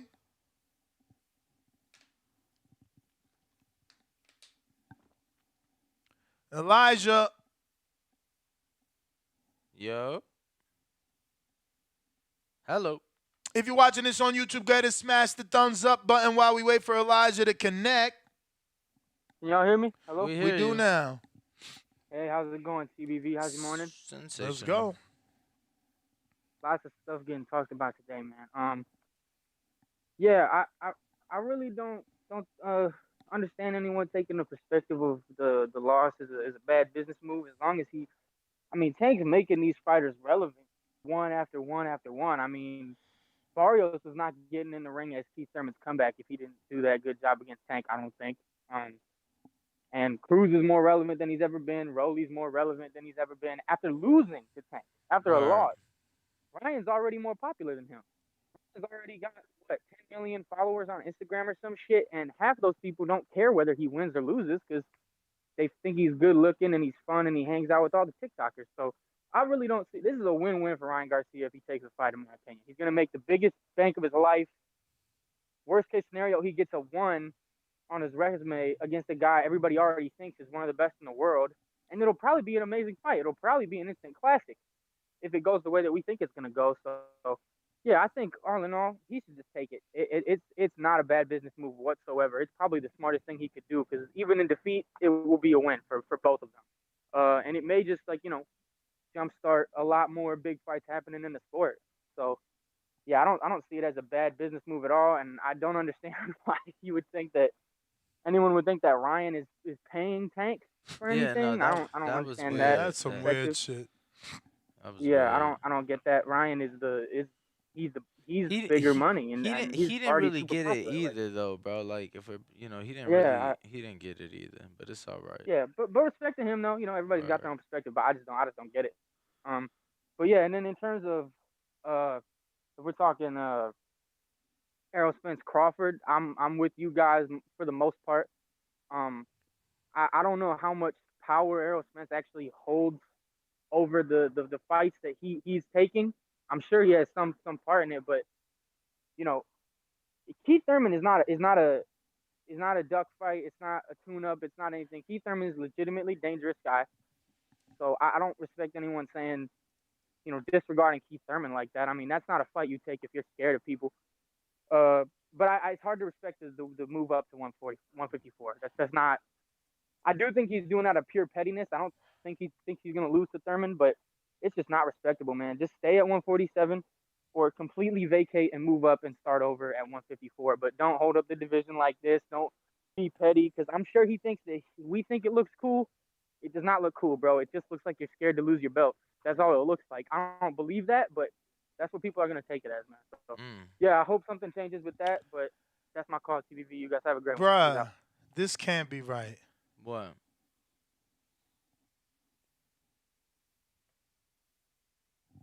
What up? Whoa. Am I out? Am I out yet? Yeah, you good, bruh. You good. Wow. All Wow, right, peace. wow, wow, Peace wow, out. wow, wow, wow, wow, wow, wow, wow, wow. So I'm going through the super chats, and Boxing IQ 360 says $5. Stop supporting these bullshit pay-per-views. Watch the fights for free at Do Fool. Don't read that shit. What the fuck? He paid for it. Yeah, you wildin'. Oh, I'm wildin'. No, they wildin', making us go to these sites with they shit pay-per-views. Do Fool fucking sports. Hashtag free watch. And this one was another one, right? Because he says, Nate the Great, $10 super chat. Yo, Ness, do you have an actual number on how many of those shirts were sold? I'm just surprised that you're saying he made millions. People should use that shirt to change their motor oil. Laugh out loud. Salute TBV. Now, for those that think he didn't make millions, should we do another poll? How many shirts you think he sold? Because I'll just tell you, I mean, it has absolutely zero to do with today's show, so I 20,000 don't shirts. see the reason. 20,000 shirts is 400,000 away from $2 million. So it's 1.6. Yeah. I mean, So he could have easily made millions. 20,000 is not even 10% of his following. yeah. I mean, like I said, I don't see a need. You don't see a need for what? To tell the people that he To made do a millions poll? of dollars off of a pay-per-view fight that's not happening? No. And to- then to turned do around a and made poll that millions has of dollars absolutely nothing off to do another with pay-per-view today's fight show that's not or happening, not just even the making division shirts? of today's show that we're talking Man, about. but the public has brought it up. The I mean, they topic shoulda is so called in big. yesterday. The topic is so big that we did 2 shows on it yesterday, and they haven't gotten enough. So you're frustrated because of that, and you're giving us that energy and that attitude. But the truth is, if the topic is bigger than, it's bigger than. You know? David Maldonado, what up? Yo, what up, Ness? Yo, you made a good point, bro. Tank is having like the Mayweather effect on the guys that he fights. Mayweather turned some of his guys that he fought into stars, and that's what Tank did, bro. He's big right now. And shit, believe it or not, I want to see Hector Luis Garcia against Oscar Valdez, man. That'd be a hell of a fight. That'd be a hell of a fight. Tank is turning guys into stars. I got to disagree with the caller. Ryan gets knocked out. He's not going to be over with. Ryan Garcia is still young. And, you know, he's not a Jake Paul guy. People forget Ryan Garcia fought Devin Haney about 6 times in the amateurs. He's highly decorated. And he's respected by his peers despite the fact that they be clowning him and stuff like that. And this is actually going to be the first big pay-per-view in a long time where we got 2 guys actually in their 20s. Think about it. When's the last time we had a pay-per-view where both fighters were in their 20s? Think. You can't even think of it, right? Exactly. With another thing, if Tank beats Ryan Garcia, right, spectacularly like people expect him to, despite the fact that he's not a real 3-division champion, he don't got real belts except for 130, are you going to put him on the pound-for-pound list? Because I already got him there on the top 10, despite the fact that he's really a 1-division champ. You got him on your list, top 10? Who? Tank. I don't do pound Top for 10 pound. what? Pound for pound? Think about it, Ness. Yeah, a lot of people don't got him on the list. And since when you ever seen the face of boxing not on the pound for pound? I got him on the pound for pound. Canelo's on near the pound for bottom there, pound but- list. What you talking about? I mean, No, I'm talking about- Tank is pound for pound because of his power, man. We know that. People that disagree with that, they lying. People, first of all, he's moved around. He's moved around 4 divisions, and people got him beating welterweights right now. So Yeah, I got him on the list, Ness. I was going to say to defend Tank, right? A lot of people be saying, oh, Tank doesn't have a big name. He doesn't got a Loma. He don't got nobody. But Tank does have he don't have a huge win under his record, but he does have a pretty deep resume as far as he beat a lot of decent guys. You know what I'm saying? So, you know, people be talking about Haney and even my boy Tio, that they got better resumes than Tank. I think Tio got a better win than Tank, but a better, deeper resume, no. Same thing with Haney. Haney got a bigger win in Kambosos because Kambosos beat Tio, but Tank has a deeper resume than all of those guys. And speaking of Tio, did you see the interview that Punch did with his father, with Tio Senior? Nah. He said that Bob Arum is actually trying to get Tio to fight Josh Taylor in July, assuming Josh Taylor wins. So they And, avoiding that Tio Regis Senior, fight. no, it's not that, the Pro Bellum situation. There ain't no Bob is Probellum trying to keep it in. situation. Ain't no Probellum situation.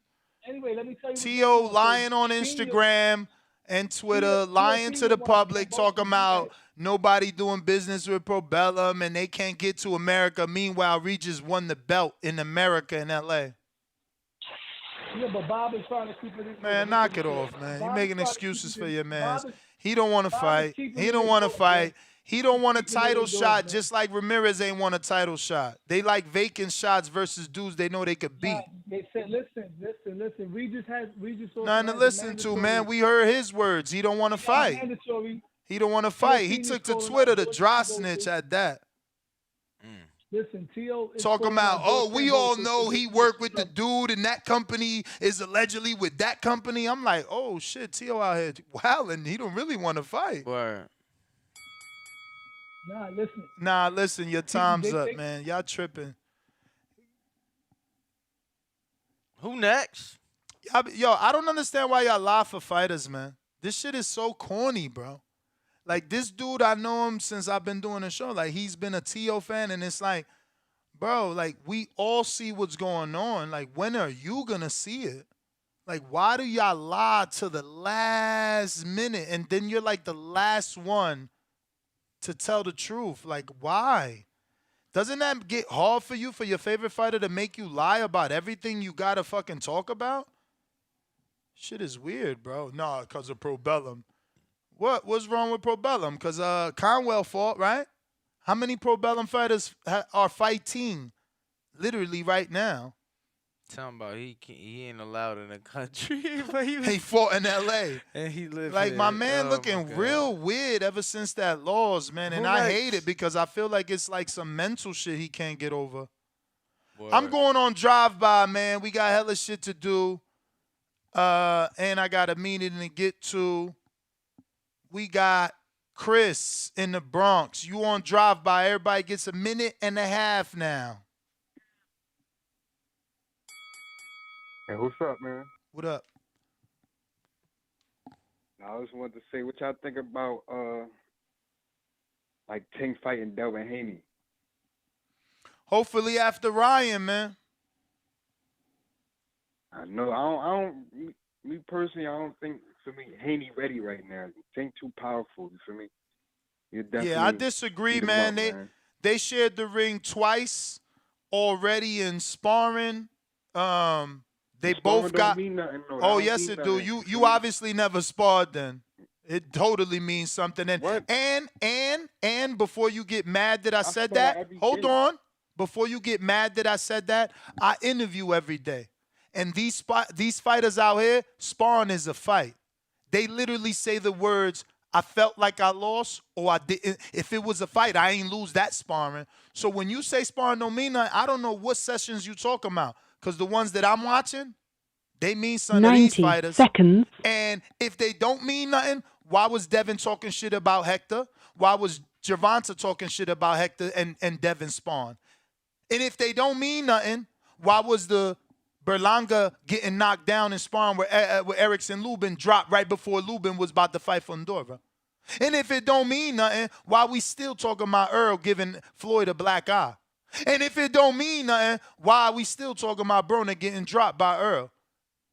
Oh, but if it don't mean nothing, what about Joey DeVaco knocking out AJ in sparring, changing the whole motherfucking line of the fight? Chill, champ. It totally means a lot. If it don't mean nothing, why they saying Jerron knocked out heavyweights and super middleweights? You feel me? Like, I'm talking about, like, it don't mean nothing, like, in a real fight. I mean, I ain't talking about, of course like, it don't do. mean nothing. I'm talking about, like, in a How real it don't fight, mean it nothing? How it don't mean nothing in a real fight? If me and you sparred twice and I got the better of you, who's going into the fight with more confidence, you or me? Nigga, that I can't really say. You feel me? Like, it don't. I really like. It don't. That don't. So you 10 beat me up seconds. twice in sparring. You don't think you could beat me, champ? That's what you about to tell the world right now listening? You get the better of me twice in sparring. You don't think you got an advantage over me in a real fight with smaller gloves. Come on, champ. Tell the truth. No, I ain't, honestly, I don't want to underestimate nobody. I don't move like that. You feel me? Like everybody got their days. You feel me? Bro, I can't really say that. I don't know what level you box Well, at, bro. you but heard I'm around. Gervonta Davis tell Shakur, Devin, and everybody else. He said, I cracked them. They know. And I box like, bro, I box. I'm in the gym 8 days spawn. Yeah, bro. no. You sound like you from Philly. Hold on. So you Now, gotta be in there. Right. So I'm just saying, like, Nah, cool. bro, I'm from the Bronx. Cool, You just said cool. I'm You from the fight. Bronx. Oh, Cool, shit. cool. Damn, you sound like you from Look, bro, Philly. My you bad. spar, you fight. That's cool. I'm just saying, either you lying or these world champions is lying because they say that shit matter. So maybe the guys with the straps, you know, on their arms, cause the waist is covered in the strap, so they got to put them on the arm. They probably the ones lying, champ. My bad. Bruh, and just yesterday, one fighter saying how he got dropped. The other fighter like, how the fuck you saying you got dropped? You can't be proud you got dropped. The other fighter like, nah, I'm just telling the coach. You know what I'm saying? So like, you crazy if you think that shit don't mean nothing, man. That shit mean everything to them. But let me get to some other callers, champ. We got what looks like Maryland in the 410, right? Word. Yes, that is Baltimore, I believe. This is Blue in Baltimore. Hello? You You're, hear me? Yep. Cool. What's up with y'all, man? What up? Hey, Ness, why you say you wasn't doing the pay-per-views no more, Ness? I heard you earlier, like, I ain't doing no more pay-per-views. That was yesterday's show, what champ. made you? Yeah, because they keep robbing me, bro. These fights ain't worth my money. Which fight made you feel like that? The announcement yesterday.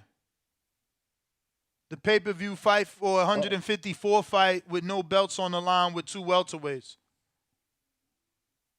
Oh, man. That's hurtful. And the Crawford thing, man, Crawford trying to make that happen, man. It's I don't know what it is. If it's a Al Heyman thing, I feel like it got to be an Al Heyman thing at the end of the day, yo, for real. Like, it got to be. Because I feel like Crawford really trying to make that fight shape. And then the Spence shirt thing, I don't understand that either. But these fights are extra trash. They have been trash lately. I'm hoping that we get some better ones. It's supposed to be like some cool heavyweight fight coming up or something like that. I'm hoping that one be better. But this last fight with this Tank card, that wasn't. I ain't like the card in its entirety. And then the whole drama in the ringside, that should be coming bullshit. All this stuff is just too much. And I feel like these fighters really just troll each other all year long. So that way they can just go and fight some old rinky-dink person that we don't want to see them fight. Nobody wants to see them fight with them, man. And the whole time, these motherfuckers out this bitch banking and then fighting some wild foreigner that we just never wanted to see them scrap with, never called them out, never asked for none of the smoke. All the people that's asking for the smoke, Twitter, they beef online all day. All the fighters do it seems like now, man. That's why my favorite fighter is Lomachenko. I'm going to stick to that. Terrence Crawford, that's my guy. Both of them. Champ, hate to cut you, but everybody's getting 1 minute and 30 seconds. We are on drive-by mode. We're going to next up in the 2-3-1. About to have some fun. Is this rolling with the punches in Michigan? Yeah, hey, what's up, fellas? Yo. Hell yeah, TBV, man. Good to hear y'all. Let me take y'all off a speakerphone real fast and shit. Man, I'm literally ripping the bong and shit. That's all. You guys went to me, so excuse me. But, hey, man, I got a question, man. About do you guys think that if Ryan and Tank like take your time, like, Chad. Take your time. Like, you know, yeah. All right, take a look. Do you guys feel like if Tank and Ryan were to like have like a role reversal. Let's say Tank would have went to the zone, Ryan would have went to PBC. Do you guys feel like Ryan could have been a pay-per-view star? Because I would say, I think we all got to say Tank's a star one way or another on pay-per-view. Yeah, I think regardless of, like he is, so. but I think regardless of platform, Tank was going to be who he is. I do believe that if Ryan was with PBC, he would have been on pay-per-view a long time ago. Gotcha. Yeah, see, I feel the same way. Yeah, man. I truly believe I truly believe that Tank shit was kind of destined. I mean, bro, he was making it to my timeline. Like I knew of him before Floyd. You get what I'm saying? That pad work before he got with Floyd. Before he got with Floyd, like that pad work with Boogie. Yeah, bro, that shit made. Shout out Patrick Harris. Yo, that shit made it on my timeline. Like I had a Twitter account. Tank used to follow. Like, bro, that's how long he got out there. And you got to think about it. They showed him videos of him since he was a little kid. So this ain't nothing new. Yeah, I remember that. Yeah, for sure. Hell yeah, man. Bad Girl TKO, I seen that today. The Zone lost $2.3 billion in 2021. I hope they don't fucking close the doors. Damn. Holy shit. That's a lot of bread to lose. Man. Fuck yeah. And I was gonna say one more thing about Eddie Hearn and shit, man. As far as the racial undertones or whatever, because hey man, I've been a Tank fan for a long time too. My as well and shit, man. And but I do feel like Tank. I feel like there's a difference between being intelligent, and being articulate, just cause some people like fuck the monks. Some people don't talk and shit, and are very intelligent though. You know what I mean? Like just massive intelligence. So just because Tank doesn't have the greatest vocabulary, that's different. I bet you Tank wants. Hate to cut you, champ. Everybody getting a minute and a half. Khaled, what up?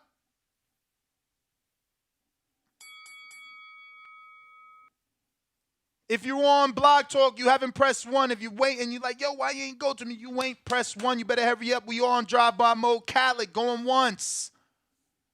Khaled going twice. Ricky. Bro, they said, Rob said that. Invested. Invested. But I seen the word loss. So I don't know. I seen the word loss on the report. Ricky, unmute. I think that's his way of saying sometimes you gotta spend lose money. to win. Hello, lads. We hear you. Yeah, I just want to apologise a little bit. I rang up the other day and I didn't explain myself properly. Basically, I've been through some serious stuff in my life, and it's my faith in God and boxing that has helped me. It's been a lifesaver for me, emotionally and physically. And I just want to say, don't let the haters get you down, because you can only judge someone, unless you've been in their shoes, And likewise, I just want to put it on another level. I just want to see the boxers that sacrifice themselves technically and mentally. They train hard, stay off the drugs. Drink in moderation, don't get drunk.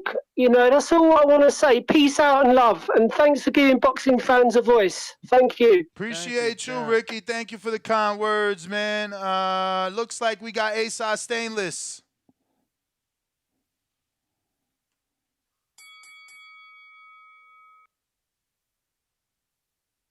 Oh, what up? You can hear me? Yep. Yo, man, I don't really have much to say on the subject. I kind of think that Tank Ryan, I think it'll be under $1 million, but I think it does like Canelo Plant numbers. That's really all. I mean, if like CYP was saying earlier, if they can really get their their followers and people that they link with to bring some attention to the fight, kind of like Floyd did with what's his name, Justin Bieber and all of that, then and Lil Wayne and all that, then yeah, you know what I'm saying, it'll probably do over $1 million. Otherwise, like I said, I see it more around Canelo Plant numbers. I did want to take a second yesterday. Our boxing brother Adrian, one of his fighters, passed away the last couple of days. So I just wanted to, let that brother know that he and his fighter's family are in my prayers. And anybody that knows him, take a second to reach out, if nothing else. As I always say, this is a community. Please make sure you push the thumbs up. Share this at every episode of the Boxing Voice podcast. This is TBV for life. And if you ain't on Patreon, It's because you stupid. Shout out to El Camino. Peace. Thanks for calling in. Appreciate you, Ring champ. IQ, what it do? De lo mío. What's good, Inessa? Tengo una pregunta. I wanted to ask you about this because I don't see a lot of people talking about it. That basically what they're saying is that Thurman and Spence is going to go down same month as Garcia versus Tank. And I think Garcia versus Tank would definitely do over $1 million. I think it'll do over $1 million easy. But does that make you skeptical that they have 2 box office fights happening in the same month? Do you feel like one of them might not happen? I only feel that way because I got a message today from that side of the street that was like, there's no way that they doing 2 big ones in 1 month. But I don't know how true that is. Yes, I can't recall 2 big ones from the same entity, but I definitely could recall multiple big ones from separate entities in the same month, meaning Canelo pay-per-view or PBC pay-per-view or, Marv Nation pay-per-view and someone else pay-per-view. I'm pretty sure we've had that 2 pay-per-views in the same month. Not the same entity put it out, though, I don't think. Yeah, because I seen what Oscar tweeted, and I had already thought that when I seen it, they're going to do 2 big box office fights in the same month on the same platform. I can't see that happening. So if you had to guess, which one would you say isn't going to happen? No, I mean, not stepped away, but I would definitely say the Earl fight. If anything, it gets pushed. I've went as far as perhaps suggesting. I know it's been a while, but because of because of Earl's ticket sale abilities, I've even suggested perhaps a split site. You get what I'm saying? I know it's been a while. And that might be a stretch, but it has been done. I mean, we've seen 2 fucking pay-per-views in the same fucking city. Like Floyd's been on pay-per-view while But Canelo too. Canelo and Sergio Martinez and Julio Cesar Chavez went head-to-head versus Josecito Lopez and Canelo. Okay, same day. Same same city. Yeah, that cross the street. Thomas and Max and what? Was and MGM. Bro, those are literally on the same fucking street. They did it the same day, but one of them wasn't pay-per-view, right? I think Canelo Josecito was regular Showtime. I don't know, but I know Sergio and Chavez did like 500,000 that day. I think that they can do it, and I think it would probably be the best solution to it. AT&T Stadium has... Yeah, that would make me happier if you're going to do split site, $80 for 2 of those guys, then yeah. Pretty decent size screen. But you can't keep charging me $80,000. Gervonta Ryan fight afterwards. I mean, $80. You can't keep charging me $80 for one-off garbage pay-per-views. Like, if you're going to put all 4 of these dudes on the same card, I'm dead. And I'm promoting it. I'm promoting no stealing. If they always happen promoting in the no same stealing. month, is it going to hurt the buy rate of both pay-per-views because you essentially asking the fans to go in their pocket 2 times in the same month? And obviously it's a recession. Everybody ain't going to do that. So would it hurt the buy rate of both pay-per-views if they try to do them in the same month? It's a recession, bro. You seen what a gallon of milk costs. Man, let me tell you something. Nah, it ain't. Once shit. Yeah, we ain't there yet. But as far as that, look, I mean, I don't think they really give a fuck. Last year, the sport gave us Errol Spence Ugas April 16th, and they followed with Dillian White versus Tyson Fury on pay-per-view the following weekend. And then it gave us 2 phenomenal events the weekend after that, April 30th. It was Shakur and Valdez, and then the ladies in New York. And then they followed up the week after with another pay-per-view in Vegas with Canelo Bivol. Let's not forget the Undisputed fight the week after. So it's like big fight after big fight after big. So it's like, I don't think they really give a fuck. You know what I'm saying? IQ, I hate to cut you, champ. I do got to get to some other people. We are on drive-by mode, which we giving everybody 1:30 because we are wrapping up the show. Damn, this is a new caller. 313, who this? Yo, you can hear me? Yes, sir. Hey, I just wanted to show some love real quick, man. What's your name, champ? Oh, my bad. My name Khalif. Khalif, how you doing? Talk to us. I'm good, man. First time on the show, man. Appreciate you. I know I only got a little bit of time, so I'm going to go. Devin Haney, I know everybody don't, I think he the boogeyman. You know what I'm saying? folks really don't be giving him the respect he do. You know what I'm saying? Youngest undisputed champ. Forget all that Teofimo, Lopez foolishness and all that stuff that happened before. I got him personally. I got him at number 3, even though some people got him high, lower than that. But I just want to show my love for y'all and show my boy Devin Haney. You know what I'm saying? Give him his proper flowers if he ever hear this. Appreciate it, Champ. And yeah, Champ be tuned in sometimes, man. He'll bring up certain things, certain interviews, stuff like that to me. So Champ be tuned in sometimes. It might be a little bit early for him though. Might be a little bit early for him, but appreciate the call. Yes, sir. We are on drive by mode. Let's see who else we got. That might have been everybody. Let me see. Check that. Hold on. Give me a sec. Make sure to smash that like button. Make sure to hit the subscribe button as well, as we are trying to hit our next goal, I'm sorry, of 163,000. Is this Khalid? Yo, we went to you, champ. Yes, sir. What up? Yes, sir. Nah. Talk to us. Y'all ain't go to me. Hey, yo, okay. Hey, yo, real quick. Just want to comment on the Ryan and Tank fight. I think if they do fight, maybe Tank's toughest bout. Cause I think Tank might be 5'5", Ryan 5'10". He probably will be the bigger man. And then if he can use the jab for most of the fight, come behind the jab. He has the power.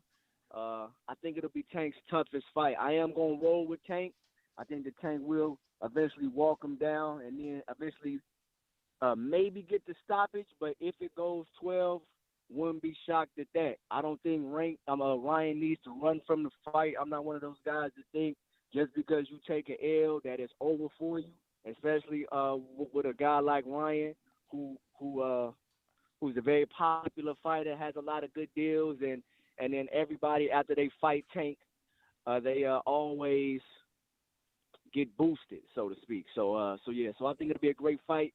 Maybe $500,000 or more, maybe 700,000. I don't know. Like I'm still trying to understand like the business of like pay-per-views and those type of things, and how we come to these numbers and things like that. So I'm gonna just say $500,000, but I'm gonna keep trying to learn from y'all on that to see how y'all come to these numbers and things like that. Last thing, hey bro, why do you say you think it's not a recession? That's it. That's my last question. I just think why do you think it's not a recession? Yeah, I think it's inflation right now. I think shit is definitely inflated right now. But bro, hella prices been dropping. Like gas prices been dropping, and my house is fucking dropping. House prices been dropping like a motherfucker. Rent prices been dropping. Even vehicle prices been dropping. Bro, matter of fact, actually, I think that's staying up, man. Vehicles, the new Escalade, they want 150 for a regular truck. Bro, the regular one is 120 or 30, and then the souped up one, the V, is like 150. They crazy. Bro, I think fucking Escalade, bro. They tripping. I think it depends, cause I know my brother was just telling he as a mechanic, bro, he was just telling me how like certain parts and shit have gone down, but I guess like even with the G-Wagons right now, all G-Wagons being cut, because I guess it was like a big wave on the G-Wag, and now it's being cut. So I just feel like the pandemic caused shit, obviously shit was damn near free, bro. I remember I bought hella MGM stock. That shit went from $20 to $5, but I got it at like 8, 9. But bro, like hella shit dropped, and then it came back. Like I just feel like it was an inflation, and this is from what I'm seeing here in Vegas. This is what I'm seeing here in Vegas.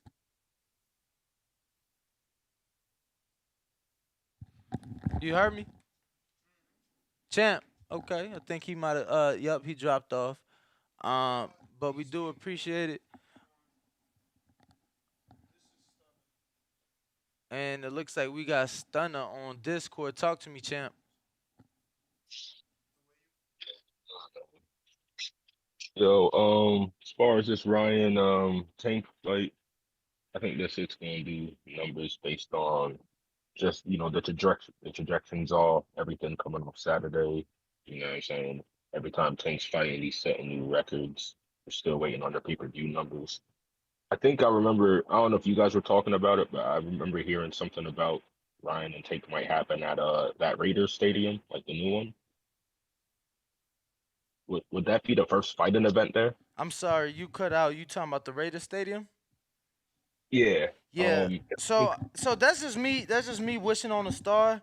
You know, I believe when done right, things can you know, be big. And I think that this was one of those things that could have been done here. The only other fight I think that I have considered in the time of the existence of the stadium would be Wilder Fury 3. Maybe the second one. I don't remember if it was open for the I think no, just the third one. It was not open for the second one. But yeah, champ. But I doubt it. I don't. It's not looking that way. You know, it's looking T-Mobile, MGM. So, still just as big as uh, far as like the amount of money they generate. I mean, uh, you know, we've never had a stadium in Vegas for them to do a fight in. You know, people. I'm one of the people that always say, you know, Vegas generates so much money that you can do a 16,000 person venue here like the MGM Grand and generate more money than 73,000 at Cowboy Stadium. But now we got the stadium in Vegas. So now it's like, how much can we generate in that, right? Because if we generating all this money in a 16, 20,000 person venue, what can we do with 60,000 people? And now you're allowing 40,000 more people to be part of that event, Uh, but wishful thinking, I guess, more than anything on my part. I'll say this: if PBC creates like a fight card that's like, if you compare like things, last pay-per-view, Uh-huh. like the pay-per-view ended up being good, but as far as what we thought going into it, we thought that maybe some of the matchups might have been like overmatched slightly. But if they make like a competitive card, I mean, I mean, it was a heavy A side card. That's the thing, right? So it's like um, you either want to see the competitive fights or you want to at least see the fighters that you like. So yeah, like Demetrius Andre wasn't in with a world beater, like a big name, I should say, but like people still got to see him. People still got to see Rashidi. People still got to see Boots. So it's like give and take for real. let's say toss Jerron Ennis on maybe the have him be the co-main again, and then maybe if he's gonna fight the Via dude, you know, you, that'd be a good fight. And then that's also like the same dynamic as like the main event as far as like the two different fan bases. Yeah, Mm. we'll see though. We'll see. You know, a lot of people still feel that this fight is not happening. So we'll see what happens. But I do gotta get to some other callers. Champ, appreciate the call. Shout out TBV. You got it. We got LV Slugger. Talk to me. TBV, fellas, how it sound? Straight. Good, yeah, man. Ryan Tank, you know what I'm saying? This is one of the biggest fights in the sport, you know what I'm saying? So it's definitely big for the sport. But I feel like we seen this before, you know what I'm saying? Like a few of the other callers were saying, he's saying all the right things. They had the contract signed before. Tank just had his fight with Hector. You know what I'm saying? But I'm not gonna really believe nothing until that first press conference, man. We seen it, which I know Ryan saying 100%, but I think that's just all sweet talk. It sound good. But No, for till these sure. guys actually had that first press conference, man, I can't really just go off that, man. We have seen they got everything signed and we still don't get the fight. So, I'm gonna try to stay optimistic with it, but at the same time, I can't just go all in and just believe everything that Ryan say, cause we have seen him, bag out of stuff before. So, we'll see how it go, man. But hopefully we get. I think the sport definitely needs it. And if this fight don't touch an M, I think we out of the era of $1 million pay-per-views.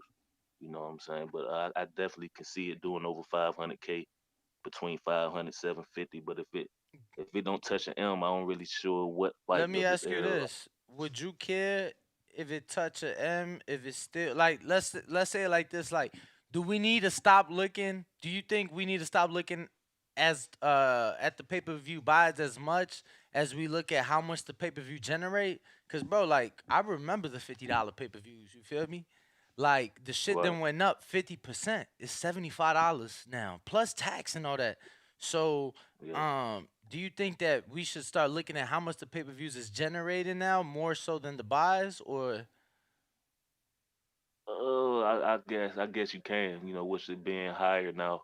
You know, what I mean, I think that's probably what we're gonna be looking at now, cause you know, I'm pretty sure they're gonna keep it at probably 170, cause you know, with Ryan, you know, fighting on the zone and Tank fighting on PBC, I'm pretty sure they're gonna keep it at a high number. So that's probably what we do need to start looking at rather than, you know, the numbers. Because I think with all this technology, these guys able to see these fights without paying. I think we out of the era of, you know, just $1 million pay-per-views and Floyd Mayweather pay-per-views. I don't think we ever gonna get back to that.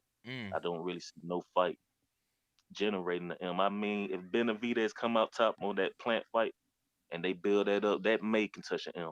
That Benavidez Canelo, because I believe Canelo last Mexican he fought was Munguia, and I think they not Munguia but Chavez. Chavez Jr. Yeah, and they touched the M. So I'm pretty sure Benavidez Canelo might can do it, but I think with that black and African American fight, you know, this the fight that can do that.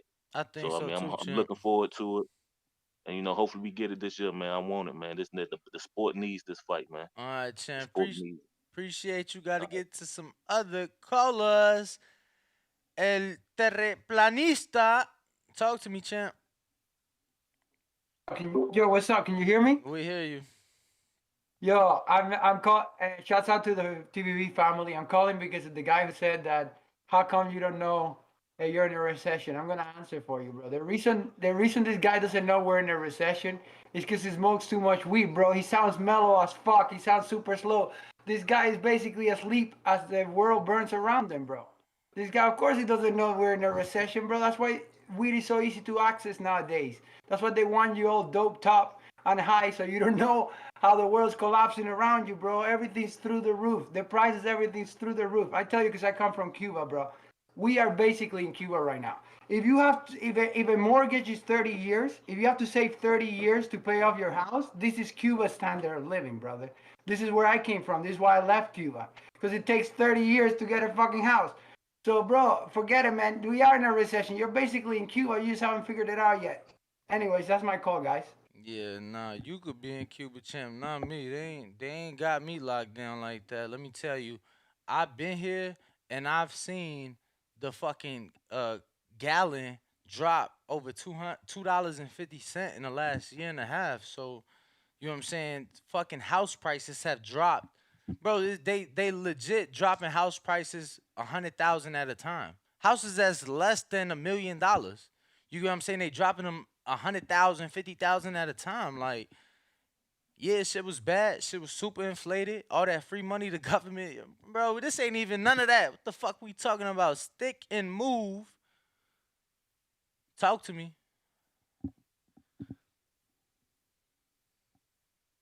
Motherfucking talking some Fidel shit. What the fuck? You gotta accept and unmute. What's up with this guy? Yo.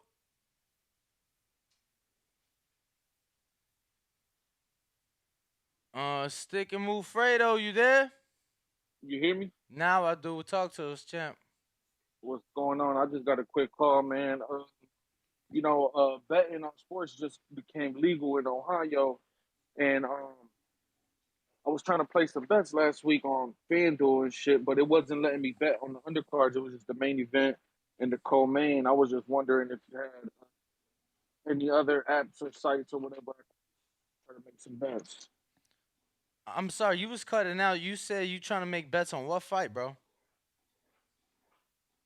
I, I was trying to make bets on the fights last weekend, Mm. but it was only letting me do the main event and the co-main event. What site do you use?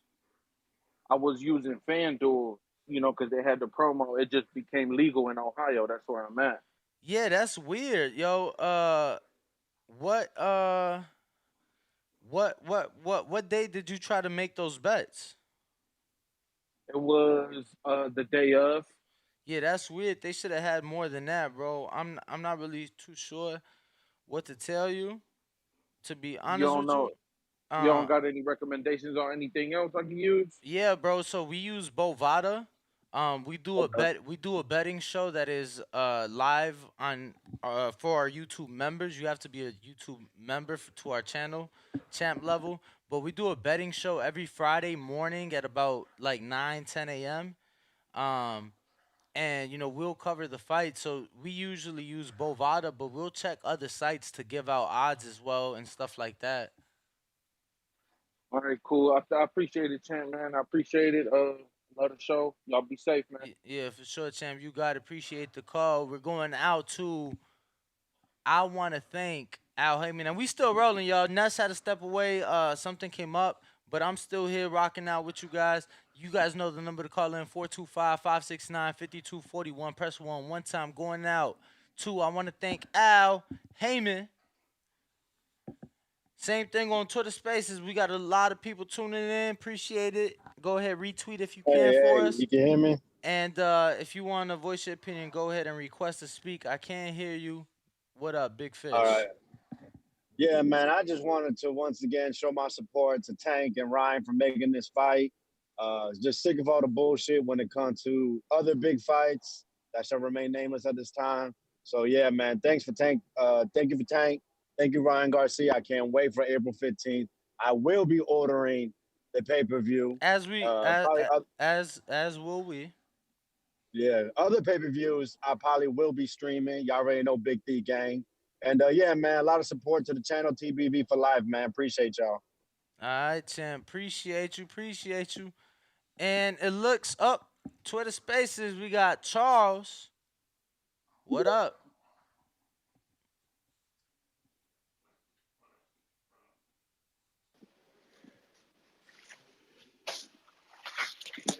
Charles, what up?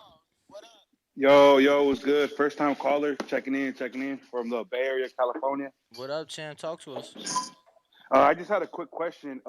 So with the Ryan and Tank fight, what do you think like will happen to like the loser's career from here? Do you think it'll like tarnish their career, or you think loser can still Hell come no. back? Hell no, bro. Look at everybody who Tank has fought recently. Like Hector's still a world champion, so he's good. But yo, Rolly's being talked about for a title shot. Think about this. He just got knocked out and he's about to get a title shot at 140. How many people aren't talking about Pitbull? Like hell no. That's true. That's true. For sure. I just wanted your opinion real quick. Yeah, Right. I don't appreciate what y'all doing. for sure, champ. Appreciate your call. Appreciate the call. And we do appreciate everybody else tuned in, rocking out with us. It looks like we have got to everybody. Like I said, Ness did step away. But you guys know what it is. Ness GTO, Instagram and Twitter. Ringwalk Danny, Instagram and Twitter. We are the Boxing Voice. Catch us 12 p.m. Pacific, live from the Blue Wire Studios inside the Wynn Hotel and Casino. Peace.